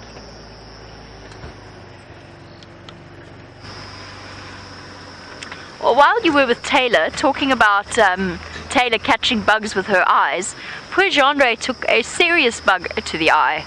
There was a moan of agony from behind me, and I couldn't see what happened, so instinctively I went, "What?" with the spotlight, and then felt even worse, sort of compounding the matter by shining a bright light at him. Your eyes were closed. Well, that's a good thing. Well done, Jeandre. So if his focus is a bit off, his camera works a little, it's just because he's only using one eye. Sorry, Jeandre. I'm sure your camera work would never be bad. Would it? Oh, the trials we face. You know, if you're driving along in summer in an open vehicle at more than 60 kilometers an hour, which is, what's that in miles? 25-ish? No, that's not right. 35-ish. You've got to wear protective goggles, or you can actually really seriously do damage to your eyes in summer. I'm not joking, I'm actually not exaggerating this time. You can ask my brother. I've had a black eye from taking a dung beetle to the face, which was again, bizarre situation, and it actually sliced my eyebrow open as well. Now the large ones are particularly heavy, and they're very solid, and if they're flying at you at their speed and you're going towards them at a great speed, the laws of physics dictate that there's going to be one solid wallop when the two objects meet in the middle. That was my explanation of momentum laws. So if you ever find yourself in a place with lots of bugs and driving in an open vehicle at high speed, please be very, very careful of making sure that your eyes are protected. What's on my head? There we go. There's these little chaps. Can be a danger. No. Oh. It's gone. I don't know why I thought that was going to work by holding a light that the bug is attracted to next to the bug. I don't know how I thought that was going to wind out. At least it was my eye though, and Jeandre's. Right, and on that silly note, it is time for us to say goodnight to you all. We're going to have to go and protect ourselves, wash Jeandre's shards of bug out of his eye, and see you all in the morning for the sunrise safari. So for now, a big thank you to Jeandre for his fantastic camera work, even if he is one-eyed for the last few moments, as well as to Rebecca, Lou, and our lovely Jerry in Final Control, our entire tech team, without whom the wheels would definitely have come off long ago, and most importantly, a big thank you to all of you watching us across the globe. I hope you're excited about the prospects for tomorrow's what's it called? Sunrise safari. And I hope you have a wonderful day wherever you happen to be in the world. I'll see you tomorrow.